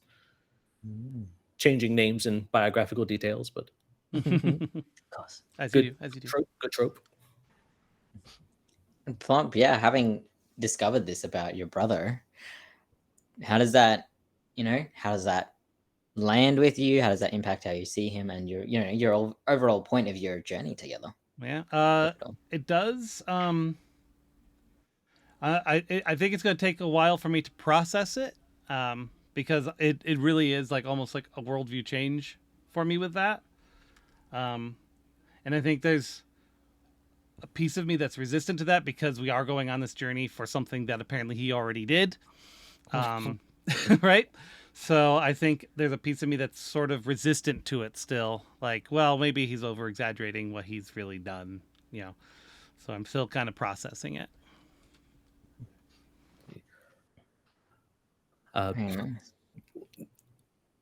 I want to say that the carnival worker kind of gives you this gigantic plush bee that you have to carry around for the rest of your time here. That's fair. There is that, yeah. It's like very like cartoonishly styled, like big black eyes and a face, and Tiny little wings. yeah, it's like a little fat bee with tiny wings. Yeah. I like this. Plush stinger that dispenses candy. Very And nice, it's filled very with nice. rice, so it's really way too heavy. But it makes that really satisfying, like shh sound. Yeah. Be really comfy to sit on. Oh yeah. Oh, yeah, there you go. It's beanbag chair, basically. Bee bag. A beanbag. Very nice. All right. Was there another game that you wanted to play? There seems that people are gathering for some sort of show that's meant to happen in an hour or so. But you've got time for another game if you want before you head there. You still want to do that ring toss? Yeah, let's see if I can win me a goldfish. All right. It's a scam, but we can give it a shot. Yeah, fish are a bit of an interesting area. I mean, maybe here it's not a scam. These people are excessively nice. I don't know what's going on. I've never met so many transients who are just so happy to be here. And who don't Everyone's seem to be very transients. nice, and they must be extremely well paid and have all of their needs taken care of and plenty of time off. And What a fascinating bit of folklore that would be. Well written, conceived, not thought of at the last second. You're No, right. no. Maybe that is the case. I don't even need to take notes about it. It's Mhm. so completely believable that Mhm. to try and pass it off as fiction would be ridiculous. Mhm. Oh dear. All right, so a ring toss. Yeah. All right. So as you're walking toward the ring toss, you kind of feel a bit. The three of you, as you're walking along, there's a bit of a wind change as the mist sort of seems to grow a bit stronger as you're getting closer towards the castle, and yeah, it's getting a bit cold. In fact, there's a bit of a breeze now and then. Should have brought a very And, warm cloak that is a bit unseasonable.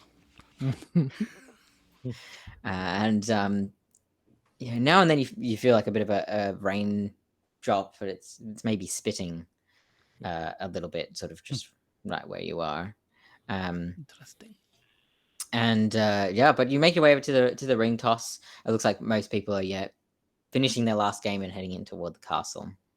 And yeah, the station's all set up. You get 3 tosses of the ring, and for this one, you're throwing the rings over these carved heads of corn that are the stakes that you need to throw over. The further back you throw, more points, total points. You can win this. You can choose either a live goldfish or a mechanical one, depending on your preferences. Can I take I want to watch. I want to look at a tiny moment of beauty because those corn sculptures, like it's just a little game, right? Seems like for probably a lot of people they'd bypass it, but I notice that it's they're actually extremely intricately carved and painted. There's actually each kernel of corn has like a bit of artistry, almost like a little story carved on each kernel, and it amazes me that they're just using it for ring toss, but it's probably like an ancient piece of art from who knows how long ago. And seeing this deep detail that has been put into each of these, there's like 10 of them, 10 different stakes for the rings to be thrown over. What's something you can just instantly know about the artist behind this based on their work? I would say it's each one of those kernels is a different type of farm insect. So what I pick up on is that they maybe grew up on a farm or really appreciated those kinds of farms, and really wanted to capture that in these sculptures. Nice. And yeah, stepping out from behind the side of this particular stall, you see a hippo walk in, and welcome you in and say, "Yes, come in. Welcome to the carnage ring toss. Step right up. Free tosses, of course, and the better you do, the more points you get, and you get a prize. It's a bit chilly there, isn't it? It's a bit of a turn. It's a tad chilly. Sir, my name is Plomp Naspertame. May I ask your name? Yes, of course. My name is Beta Roomston. Beta. What can you tell me about those gorgeous sculptures that are being used for this ring toss? Are these Are these carved recently? Are they old? Oh, wow. Thank you for noticing. And you can see his kind of professional Don't worry, demeanor sort of changes and he becomes a bit more loose. He says, "Oh, yes, these have been in my family for some time. My grandfather began them. You can see actually the one at the back, second from the left, is actually newer. I don't know if you could tell, but I actually carved that one. After time, some of them get worn down. Right, So right. I've made my addition to the collection here. They are gorgeous. Yeah, If thank I you. may, what's the process like? So do you carve away like a traditional sort of sculpting? Do you carve away and then you maybe rasp it down and then you sand it? Yes, well, I mean, I've just followed the exact same procedure that my grandfather laid out before me, Mhm. but it is, as you can imagine, very time consuming. Huck away the wood that you don't need, then go into the fine detail. There's some oiling, and sanding, oiling, painting, So, and usually give it 3 or 4 coats of paint just to get the color just all right. So your whole family are Colonel Sanders, is what you're saying. right. Yes. All of us together. Yep. That's all I needed to know. I'm done for the day. Yes, in I'm fact, you writing can see Colonel there's a Sanders portrait in. of my grandfather there with big white Oh yeah, look at that. glasses. Look Yeah. at that. That is a beautiful bow tie. Yeah. Mhm. Very well dressed man, my grandfather. Sort of moon The chief Colonel Sander in the family Mhm. started it all. Wonderful. That's great. I want to give you a token just for that. Yeah. Yes. Pulling that off. Yeah. That's some wordplay beauty. Yes, Yay. and a token for you too, Dan, for finding the beauty in these and bringing them out and exploring them with the most junior Colonel Sander of the family. All right. Well, I am going to toss a few rings, I suppose. Mm-hmm. Oh, it sounds And like college as again.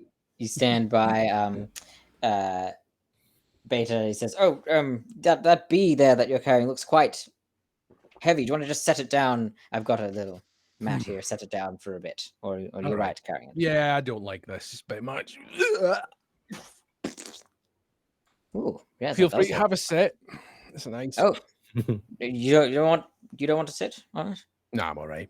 No. We've got to practice ring tossing. You know what I mean? Oh yeah. Yes. Got to of beat course. this one. Right. So Yes. I off you I go. throw the rings. Takes me 2 tries of misses, but then the third one I do get it in the frontmost sculpture, which looks like it might also probably be the oldest carved sculpture. Yes. Good job. Well done. Thank you. Yes, that's a good score for your first round of ring toss. For that, you win this Colonel Cafe free drink card. Oh, Ooh. I could use a free drink. I take it. Yes, there you go. Thank you. And anyone else? You looked like you're practicing your ring toss arm motions there. Oh, me. Yes. Oh, right. Yep. That's would what you I was like a doing the whole turn? time. I literally said that out loud. Yeah, sure. Let's give it a shot. I get how many rings? 3? Yes, three rings, and right. toss them as far as you can. I fan them out like 3 cards, close my eyes, and I just underhand toss them into the pit of corn things, and I don't know what happens. You toss them out, and it's like watching it the others are sort of kind of unfolds in slow motion. We're seeing panning in the background, people walking behind you, going into the castle. There's mist is sort of framed nicely around the coin toss booth. There is you can see a rain cloud is sort of accumulated near this booth, and a single drop of rain falls and splashes on the bee, your massive bee, and in a blur so fast that if it wasn't slow motion, we would have missed it. The wings, these tiny little wings on the bee, start flapping, and the bee, again, so quick you could miss it, flies up and taps against the booth before Mhm. falling to the ground again, jostling it just so that the rings, as he's throwing them out, one kind of goes in the middle, the other two kind of gone wildly sideways. But as the booth jostles, it goes dunk, dunk, and hits the two ones that were just heading for the walls, sending them back into the middle, landing squarely all three on the same. And you feel as they land, you had your eyes closed, just kind of waiting for the sound. But as you let go, you feel this jolt through the soles of your feet, through your boots, this snapping your eyes awake just in time for you to see the three rings align and land on the middle back, furthest from the front corn stalk. How did you do that? Did anybody else feel that? It happened again. I got a shock from that. Look at that. Yeah, they bounced off the wall. The bounce, the bank shots.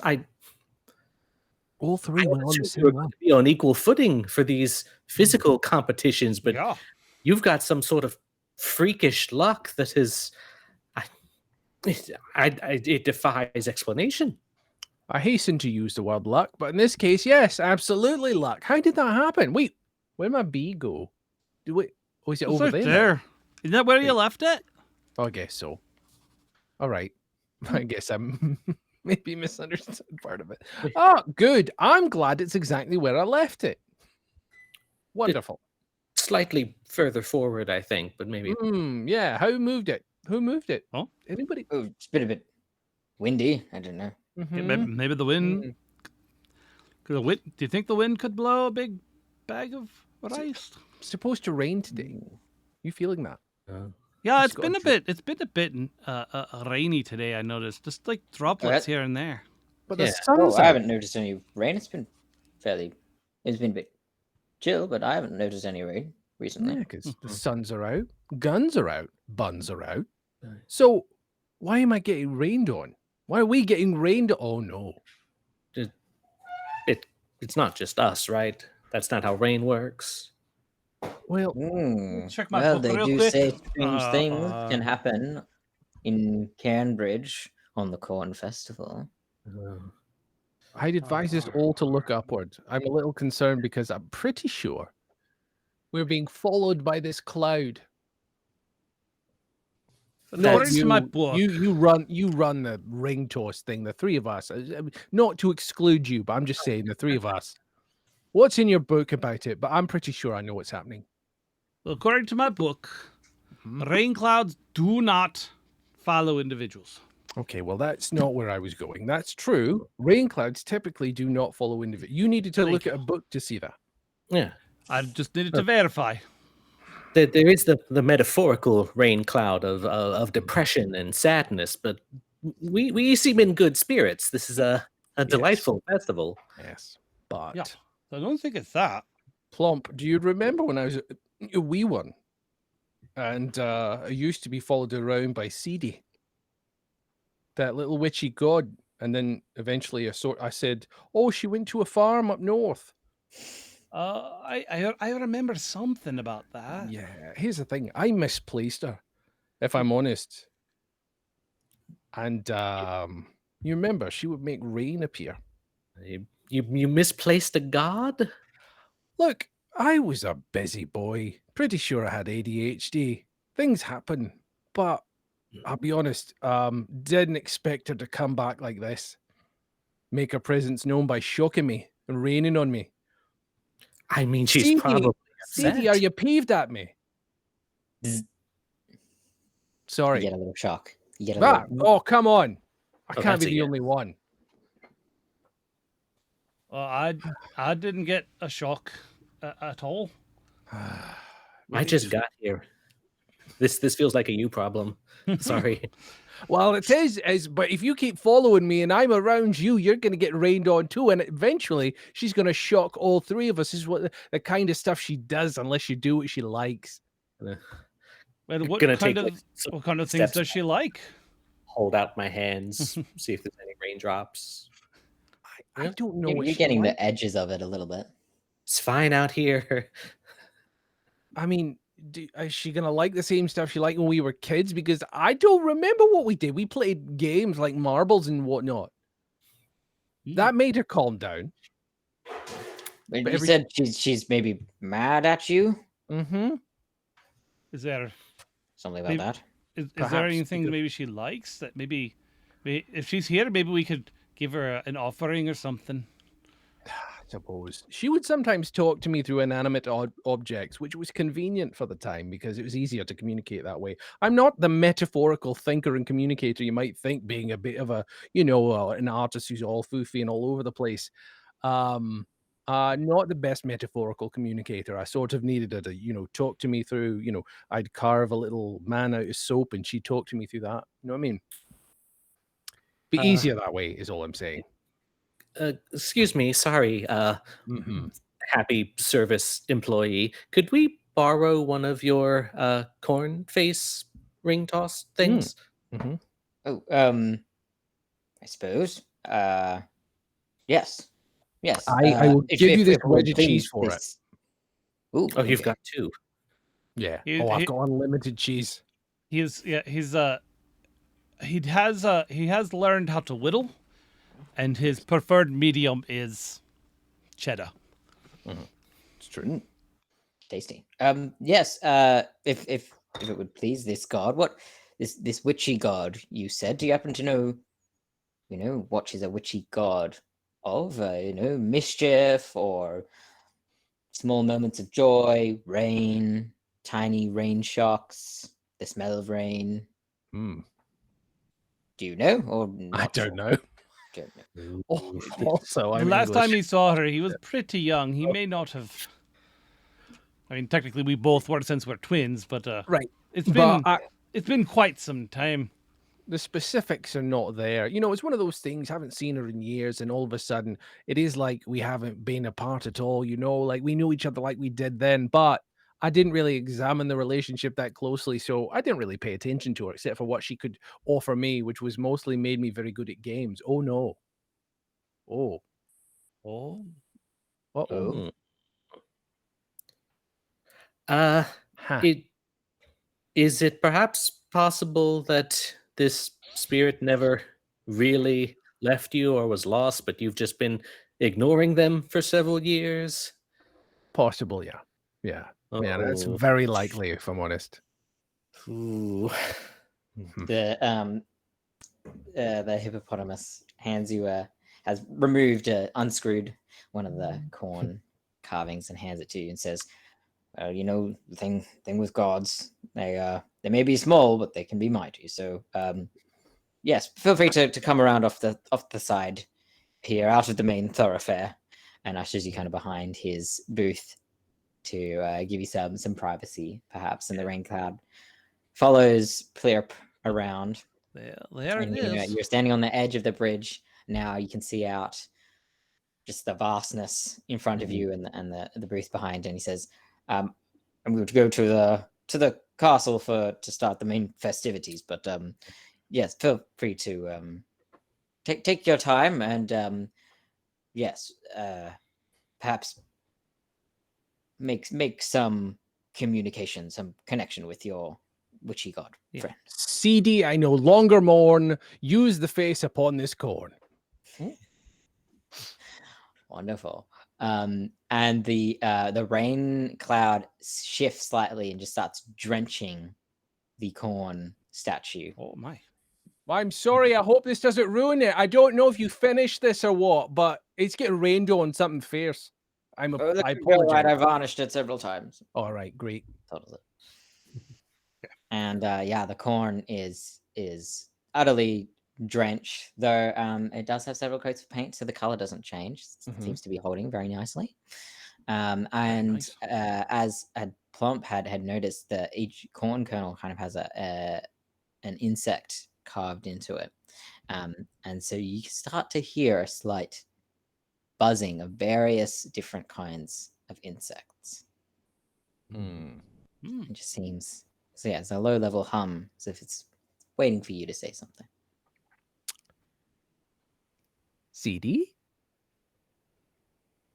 The buzzing kind of like goes higher and lower again in recognition. Are you there? Sounds like yes. You receive a small shock in one of your pinkies. All right. I think that if I remember correctly, that is a stop mucking about and get to the point type of shock. Sounds right to me.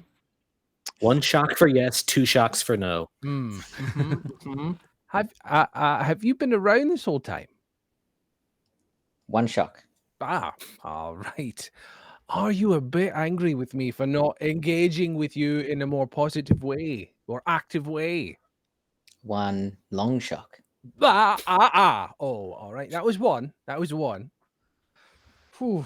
Do you want to speak to anybody else here besides me for a moment? 2 shocks. Okay. Right. What can we do? Well, it's a yes or no question. Do you want us to sacrifice something in your name? The corn starts, it's sort of been lying horizontal, and the buzzing sort of picks up and it starts sort of adjusting itself vertically and spinning around slightly. And the harmonics of the buzzing sort of seem to change as, maybe affected by the place that you are, the acoustics of the opening, the cavern of the bridge. But it's almost like you can hear the buzzing here from the statue, but also like from beneath you, from below in the cavern. And it kind of creates this low, all the buzzing kind of comes and weaves together into sort of a deep sort of hum. And after a while, this tune sort of seems to form as your ears are kind of adjusting to the very deep tones. You're hearing a tune emerge, and it's a tune that's quite familiar to you, Plump. Where do you know this tune from? Blair, this is the song that Mom used to sing us. I was going to say the same exact thing. I don't remember her doing this. This is new. What's she trying to tell us? Finn's gonna step in for a second, kind of like putting one paw kind of on Pleerp and one kind of towards the spinning corn and ask, what used to be here? What did you lose here? And as you ask that, the song kind of fades, that you've been hearing, and a new tune picks up. And it's a song that you recognize, Finjamin. It's an old sort of folklore-y song. It's, probably was taught to you in a music class as one of the classics, a great song of this great duo, these sort of troublemaker friends that went on great adventures together. And there's a number of verses to this. They all follow the same kind of rhythm and beat. But there are different endings to that song and you've uncovered more, Finn, in your explorations of literature and things outside of it.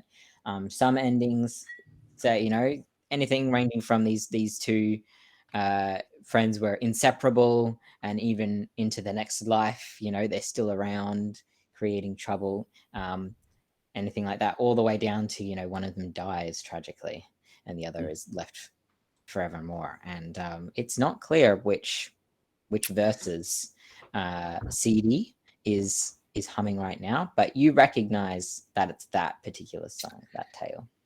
Yeah, it's an old sort of story, the kind of thing that existed for like centuries through oral traditions, and so every person who ever sang it put their own spin on it. leading to all the different endings that you said. In some versions, it's like a mother and daughter. In some versions, it's brothers. But Finn heard these stories, kind of collected them, but it always felt kind of uncomfortable to him to kind of ever write it down because it had such a strong oral tradition. To like write something down would make it permanent and like make that version authoritative in some way. And so it's the one thing that Finn has exposed himself so many times, but never wrote in any way because to write it just felt wrong. And hearing it here now, it kind of like harkens back to that idea of potential of a story and how you're never quite sure what version you're telling or how it's going to end, but you just have to like feel the flow of it and see in a way kind of what the story is trying to tell you, like what it wants you to take from it.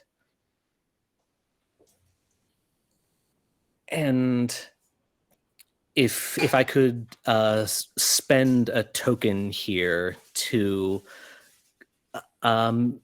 reveal something hidden about the person in front of you and ask what it is, and if I may, I'll put it to either Pleerp or Plorp. What is special about this corn? What is your personal connection to whatever is inside?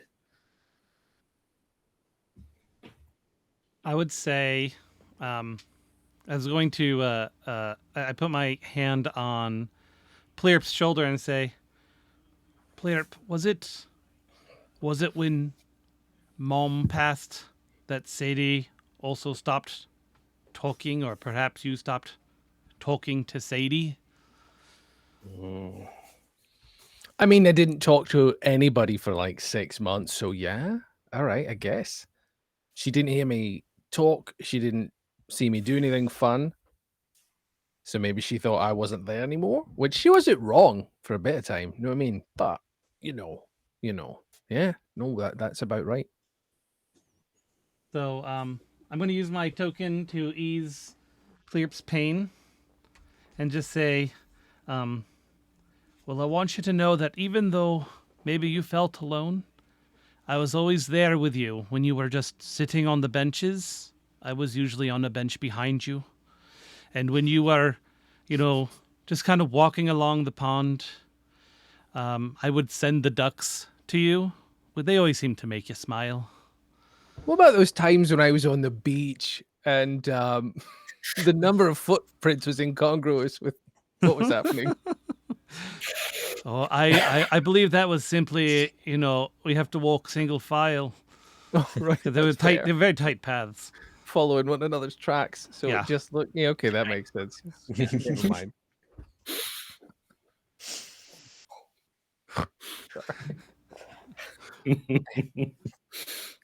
So I just want That's you to very know, nice of you. yeah, you Thank weren't you. alone. I appreciate that. I noticed the whole time, just so you're aware. But eventually I took it for granted, if I'm honest. So thanks, I guess, for letting me take you for granted for a bit. Perhaps that's what maybe Sadie's trying to tell us, that maybe we should stop taking each other for granted. Fair. I think I've learned today that there are things about you that I just did not know. Yeah. You did. Maybe the real educational journey was for Plump the whole time. Mm-hmm.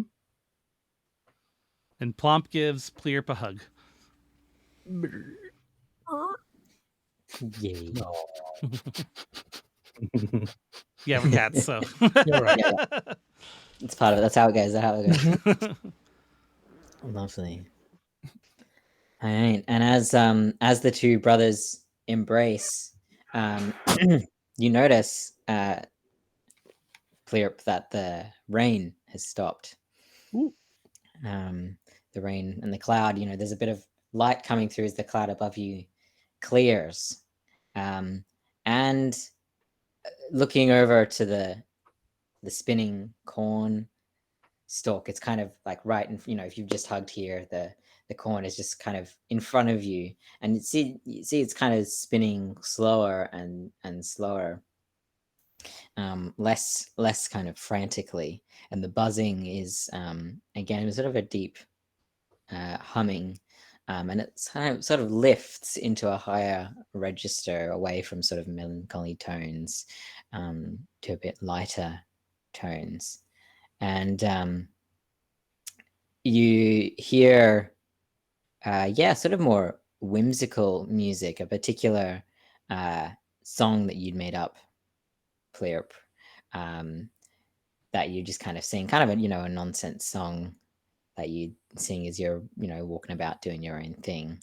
You hear that tune again, but clearly you can hear the words. There are words now coming from the corn stalk, and it seems to it's a bit disjointed because this corn statue doesn't have a perfect mouth. It has many insect appendages. And so a buzzing kind of voice comes out, and asks if there's a particular verse from the previous song that it had been humming. And the verse is one where the two friends part ways amicably. They decide that, in this particular telling of the tale, they've been friends for a very long time, and they get into, some form of adulthood or middle age, and they decide to part ways. But the final note of the verse that CD sings is up a few tones, as if ending on a question, and the corn sort of spins and it moves to kind of stand on the opposite side of the barrier to the bridge. So there's all the vines and things growing over the edge of the bridge, and there's CD sort of spinning over the cavern in front of you. Is the corn trying to tell me who to kiss? I think it's asking if perhaps maybe we should rule the kingdom together. Maybe it would take two of us. I suppose. What would I do? Well, if I'll be honest, perhaps I don't get people very well. Sure. Customer service, not your strong suit. And you say you've been among the people, like you help them. So perhaps you've got input there that just I could never have. Like I can do books, and I understand like logistics, but I don't understand people, honestly. I don't. That's fair. Yeah, all right. I mean, I guess if I have to. But if I get paid, I'm giving all my money to the people. Do I get paid? I guess all the money's ours to begin with. It's sort of a feudal thing. It's kind of odd like that. Yeah, all right. Well, maybe we start paying them. We do that. Let's look at the books. But let's do that. Let's talk. We could talk about that. We've got lots of time to discuss that. Sure. Okay, so to Pleerp and Plump, much to discuss about the future of your domain, your hometown, where you come from. And at that point, you hear cheer erupt from the castle. The mist has parted just a little bit, and it sounds like you can hear some distant announcer voice. There seems to be the final sort of ceremony for the festival is underway. And as you look over and look back, you see the corn statue has come to rest on the edge of the bridge, on the bridge wall, lying flat, horizontal, not moving anymore. I pick it up and say, perhaps we should put this back. I think it's done its purpose. And I hand it to Plurp. All right, here you go, Mr. Hippo. You can have your fella back there. He's long gone. He's back. He's Oh, down. never mind then. I'm gonna close my eyes and see if I can throw it back where it goes. Yeah, perfect strike. Oh, You've nailed it. That's very impressive. I Good did that job. one on my own. I want the record to show I did that one on my own. Very nice, very nice. All right. So yeah, continuing on into the main castle area. Yeah, you see sort of a interesting castle construction framework, scaffolding that's been set up. It looks like perhaps at one point it was just a pop-up thing, but looking at it, you can tell that it's been here for a while. So a long-standing pop-up castle, and you seem to be the last stragglers coming in, and you can hear an announcer voice calling everyone to come in close. There's a huge bonfire in the center with the shadows dancing across the walls of the bonfire. People are gathering around, and there are smaller fires as well for people to stay closer around. There's not, there's a lot of people here. There's not a room for everyone around the main fire. And as you walk through, you're each handed a little cup of dried corn kernels for the ceremony. This is going to be hard to drink. This And corn as you meat's get gone in bad. under the covers of the castle, you see Plurp's eating them already. Get in, and the announcer welcomes everyone in. You can see this being is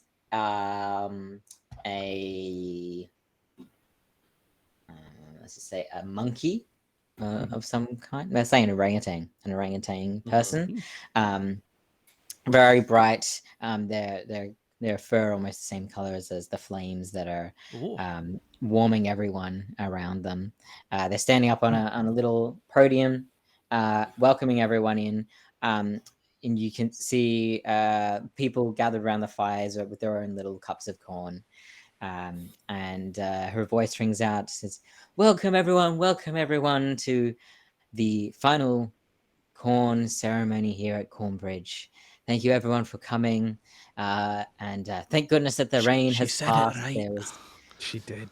There was some fear that we would have a rainy one, but it seems that has passed, and for that we're all very grateful. So welcome everyone, visitors to Cornbridge. If you've never been here before, thank you so much for coming. Today, in fact, marks the annual reminder of a great tale of Cornbridge, the burning of the corn women, and for all the parents out there and guardians, don't worry, it's not a scary story or anything like that. The tale goes that many years gone past, there was a small god who wanted to walk amongst us animal folk and interact with us, but she had no voice like we do. She had no hands with which to sign. She did not know our language, but she knew that she wanted to communicate with us. And so, seeing many of us work in the cornfields day in and day out, she decided that we must be good friends with the corn. And so she, on one rainy afternoon, came down from the sky and inhabited one husk of corn. From there, she took her corn form and walked among us. And of course, there was some surprise and some shock. But we took in, us people of Cornbridge, we took the corn woman in as one of our own, taught her everything that she wanted to know. But her corn form could not hold her forever, as was meant only to be a temporary body for a being of energy such as she. And she could tell when it was her time to move on, to pass on, go on into her next form, whatever it would be. And so to release her from her corn body, she drew all her loved ones around, all the friends that she'd made here in Cornbridge, all the people that she cared about, all the people she'd learned from, everyone whose lives had touched her. She brought them around. She wrapped herself up and bathed in butter, wrapped herself up, and laid herself down on a bed of fire. And from there, with such joy was her corn heart, she burst with joy, and in an explosion, she erupted back, the energy of the fire erupting through her, sending her back up into the clouds and sending her body into a popped corn form. From there, all of her friends were invited to eat a piece of this buttery popped corn to remind them of, a passer through and how we can all touch each other's lives just simply by sharing them. And so today we remember the corn woman, and we have everyone should have received some corn themselves that you can place on the beds, on the trays that are on the fires here, to create your own popped corn. We have you should have butter and other things available to you there. And the invitation is to pop your corn, and as you eat, to share with anyone who's around you at the fire, one person or being or creature who has touched your life that you're grateful for today.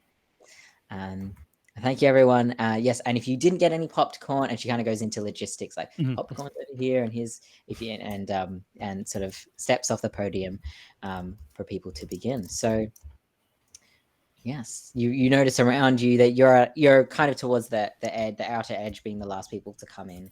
There are two other cats, as it would happen, standing around this fire with you. There's two tortoiseshell cats, possibly related, and they welcome you around their fire, and they've set their corn into the onto the grill to start popping. So do you two live around here? No, we don't live in I always mispronounce it. She said Cornbridge. I believe it's Cornbridge, but I think it's very loose weave. Cornbridge. Cornbridge. Kombucha? No, we've no, this is our first time visiting. I've never had popped corn before, so I'm a little bit nervous that I'm doing it right. Am I doing it right? I've just put it on the grill. So. That's my understanding. To be fair, we're all from out of town as well. How are you finding this place? Illuminating. Yeah, it's odd, but everyone's very cheerful and nice, and the food was delicious. Almost yes, too nice. We participated in the soup race, so that was fun. Oh, I think we saw that. Yeah, that looked very difficult. That looked distressing. By Morris. Yeah. It was interesting. Yes, I've never done anything like it before. Probably never will again. But it makes for a good story, to tell people when we get back. Sure, that's what it's all about, isn't it?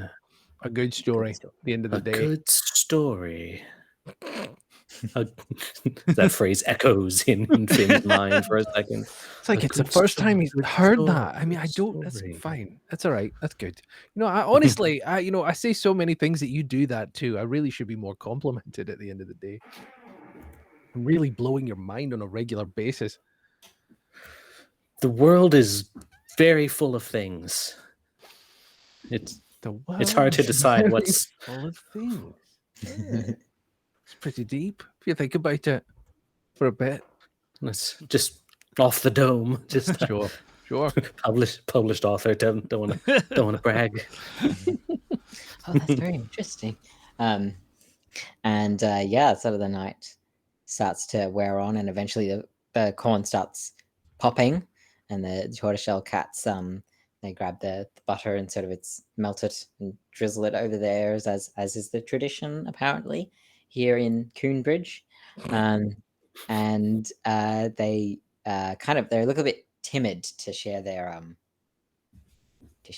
in the the talky part of it so far, and they're kind of looking at you sheepishly. Is our corn pop too? Yep, your corn pops Nice. soon after, and they kind of go, so what is it we're sharing again? We share The a truth. And I turn Yeah. to Finn and I go, Finn, I'll be honest. When you wrote about me in your book, it hurt me a little bit, but it was honest. And if I'm continuing to be honest, your writing is some of the most beautiful writing I have ever read. well, thank you. I tried to be fair, and I wouldn't have ever made it to that point if not for everything that you had taught me.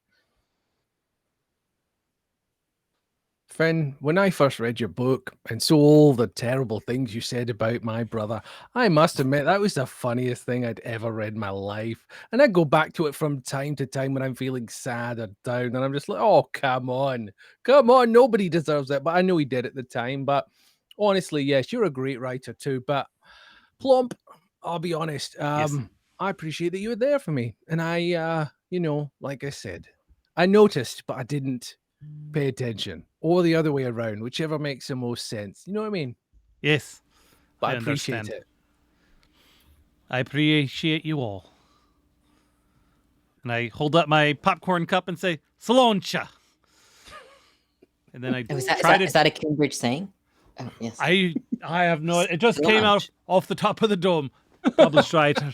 and I chug the popcorn because I really don't know how you're supposed to do this. Yeah, they're just copying. Oh goodness, I'm sorry. Cats, we just met. It has been a pleasure participating in this festival with you and metaphorically consuming a corn god's body. Mm-hmm. Mm-hmm. And Yes, you it's been you quite roll interesting. well. It's true. True. Again, and yes, you would all get a token for sharing your true feelings Ooh, on with everybody else. that's a compact flashcard, is what that one is. And as the night sort of winds down, people start filtering out, and as the sun starts to set, there's a shock of color as these butterflies take flight. You get butterflies of all sorts of shapes and sizes here. They're so big. Yeah, They're about very the size big. of your face, and they're quite, almost translucent. And in the that's sunset, interesting. all the sunset colors are filtering through their wings, dancing over. That one's like a the prism. plants.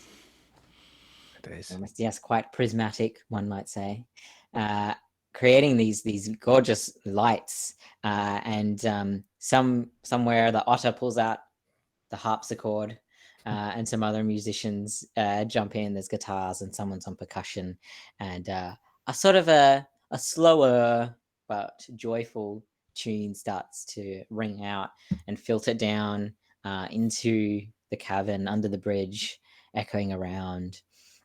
And people sort of spill out of the castle into the main thoroughfare, and there's a little bit of dancing going on.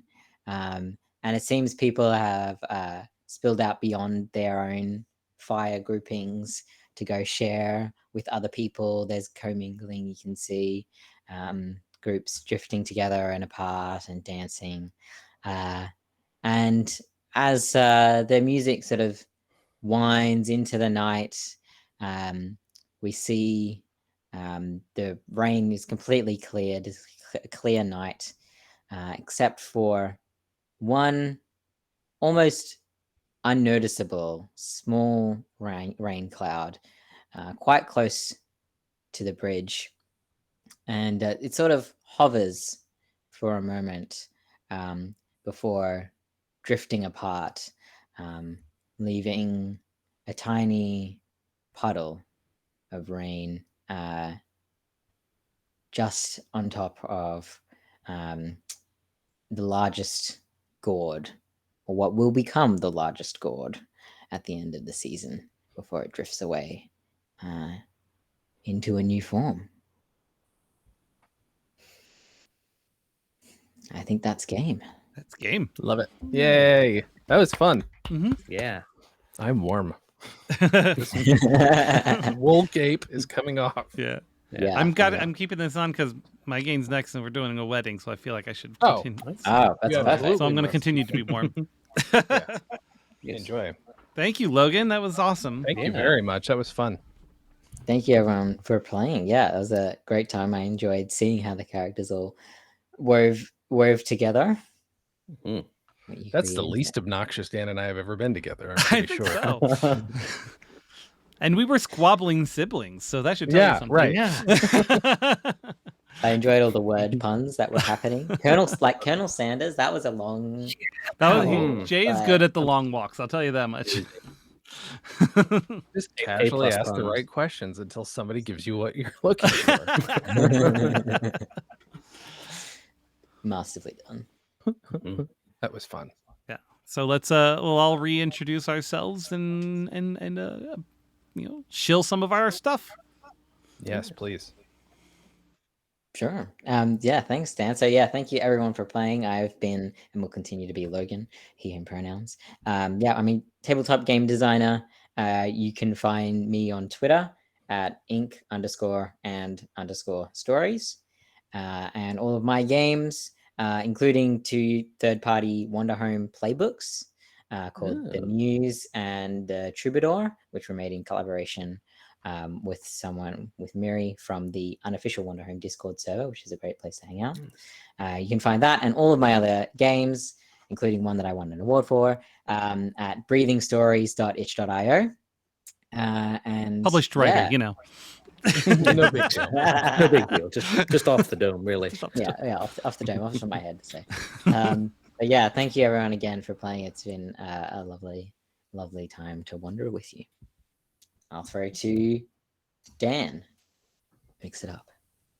I'm Dan. I'm the co-creator of Dice and Dens podcast, co-creator of the Meowrathon, in several podcasts with Jay on the Stolen Dress podcast network. And you can find all my stuff at stolendress.com. And sometimes Squeaktastic and I play games on Twitch like Phasmophobia, which you can find on twitch.tv/dgomiller, which you probably are watching this on. Oh, yeah. Fair enough. All right, Jay. Hi, thank you. Jason Klom. I did not say my pronouns, he, him pronouns, although I'm also down with whatever because I don't give a shit. I'm fine with whatever. You can call me, I like words. Words are fun. Published author, no big deal. Self-published until recently. You know what? Fine. Yeah, stolendress.com is where all my stuff is. jasonklom.com, JASONKLAMM.com is where you can find my work, including my movies, my podcasts, my art, and then yes, my upcoming book that I can't talk about yet, but I have to announce like it's happening, but I can't tell you what it's about. But it'll be announced there. It's going to so be real enjoy. good. Yeah, I hope so. Fingers crossed. Thank you. And Danny, please, Danny, save this. Oh, sure. Yeah, I am Danny. You can find me on Twitter at Danny Plays RPGs. You can find the weird little games I make, 3 of which are about cats, at DannyMakesRPGs.itch.io. And you can hear me say more words on Pod of Wonder, an improvised world-building podcast based on random Wikipedia articles. That's at Pod of Wonder on Twitter and wherever podcasts are found. Cool. Oh, and you can see me run Thirsty Sword Lesbians in about 22 hours. Ooh, okay. Nice. Or right now if you're watching this in the future. That's fair. All right. Thanks, guys. If you stick around in about an hour and a half, there will be I will be doing D&D with my Beholders crew, and we will be joined by special guest Alicia Marie. So that's pretty exciting. And remember, donations not only help the games, but they also earn you, points towards winning something in the raffle, and of course, help little kittens like this little guy right here in the cat tree. That nobody can see. You can kind of see. He's got an ear. And we'll see you all in an hour and a half. Yay. Yay.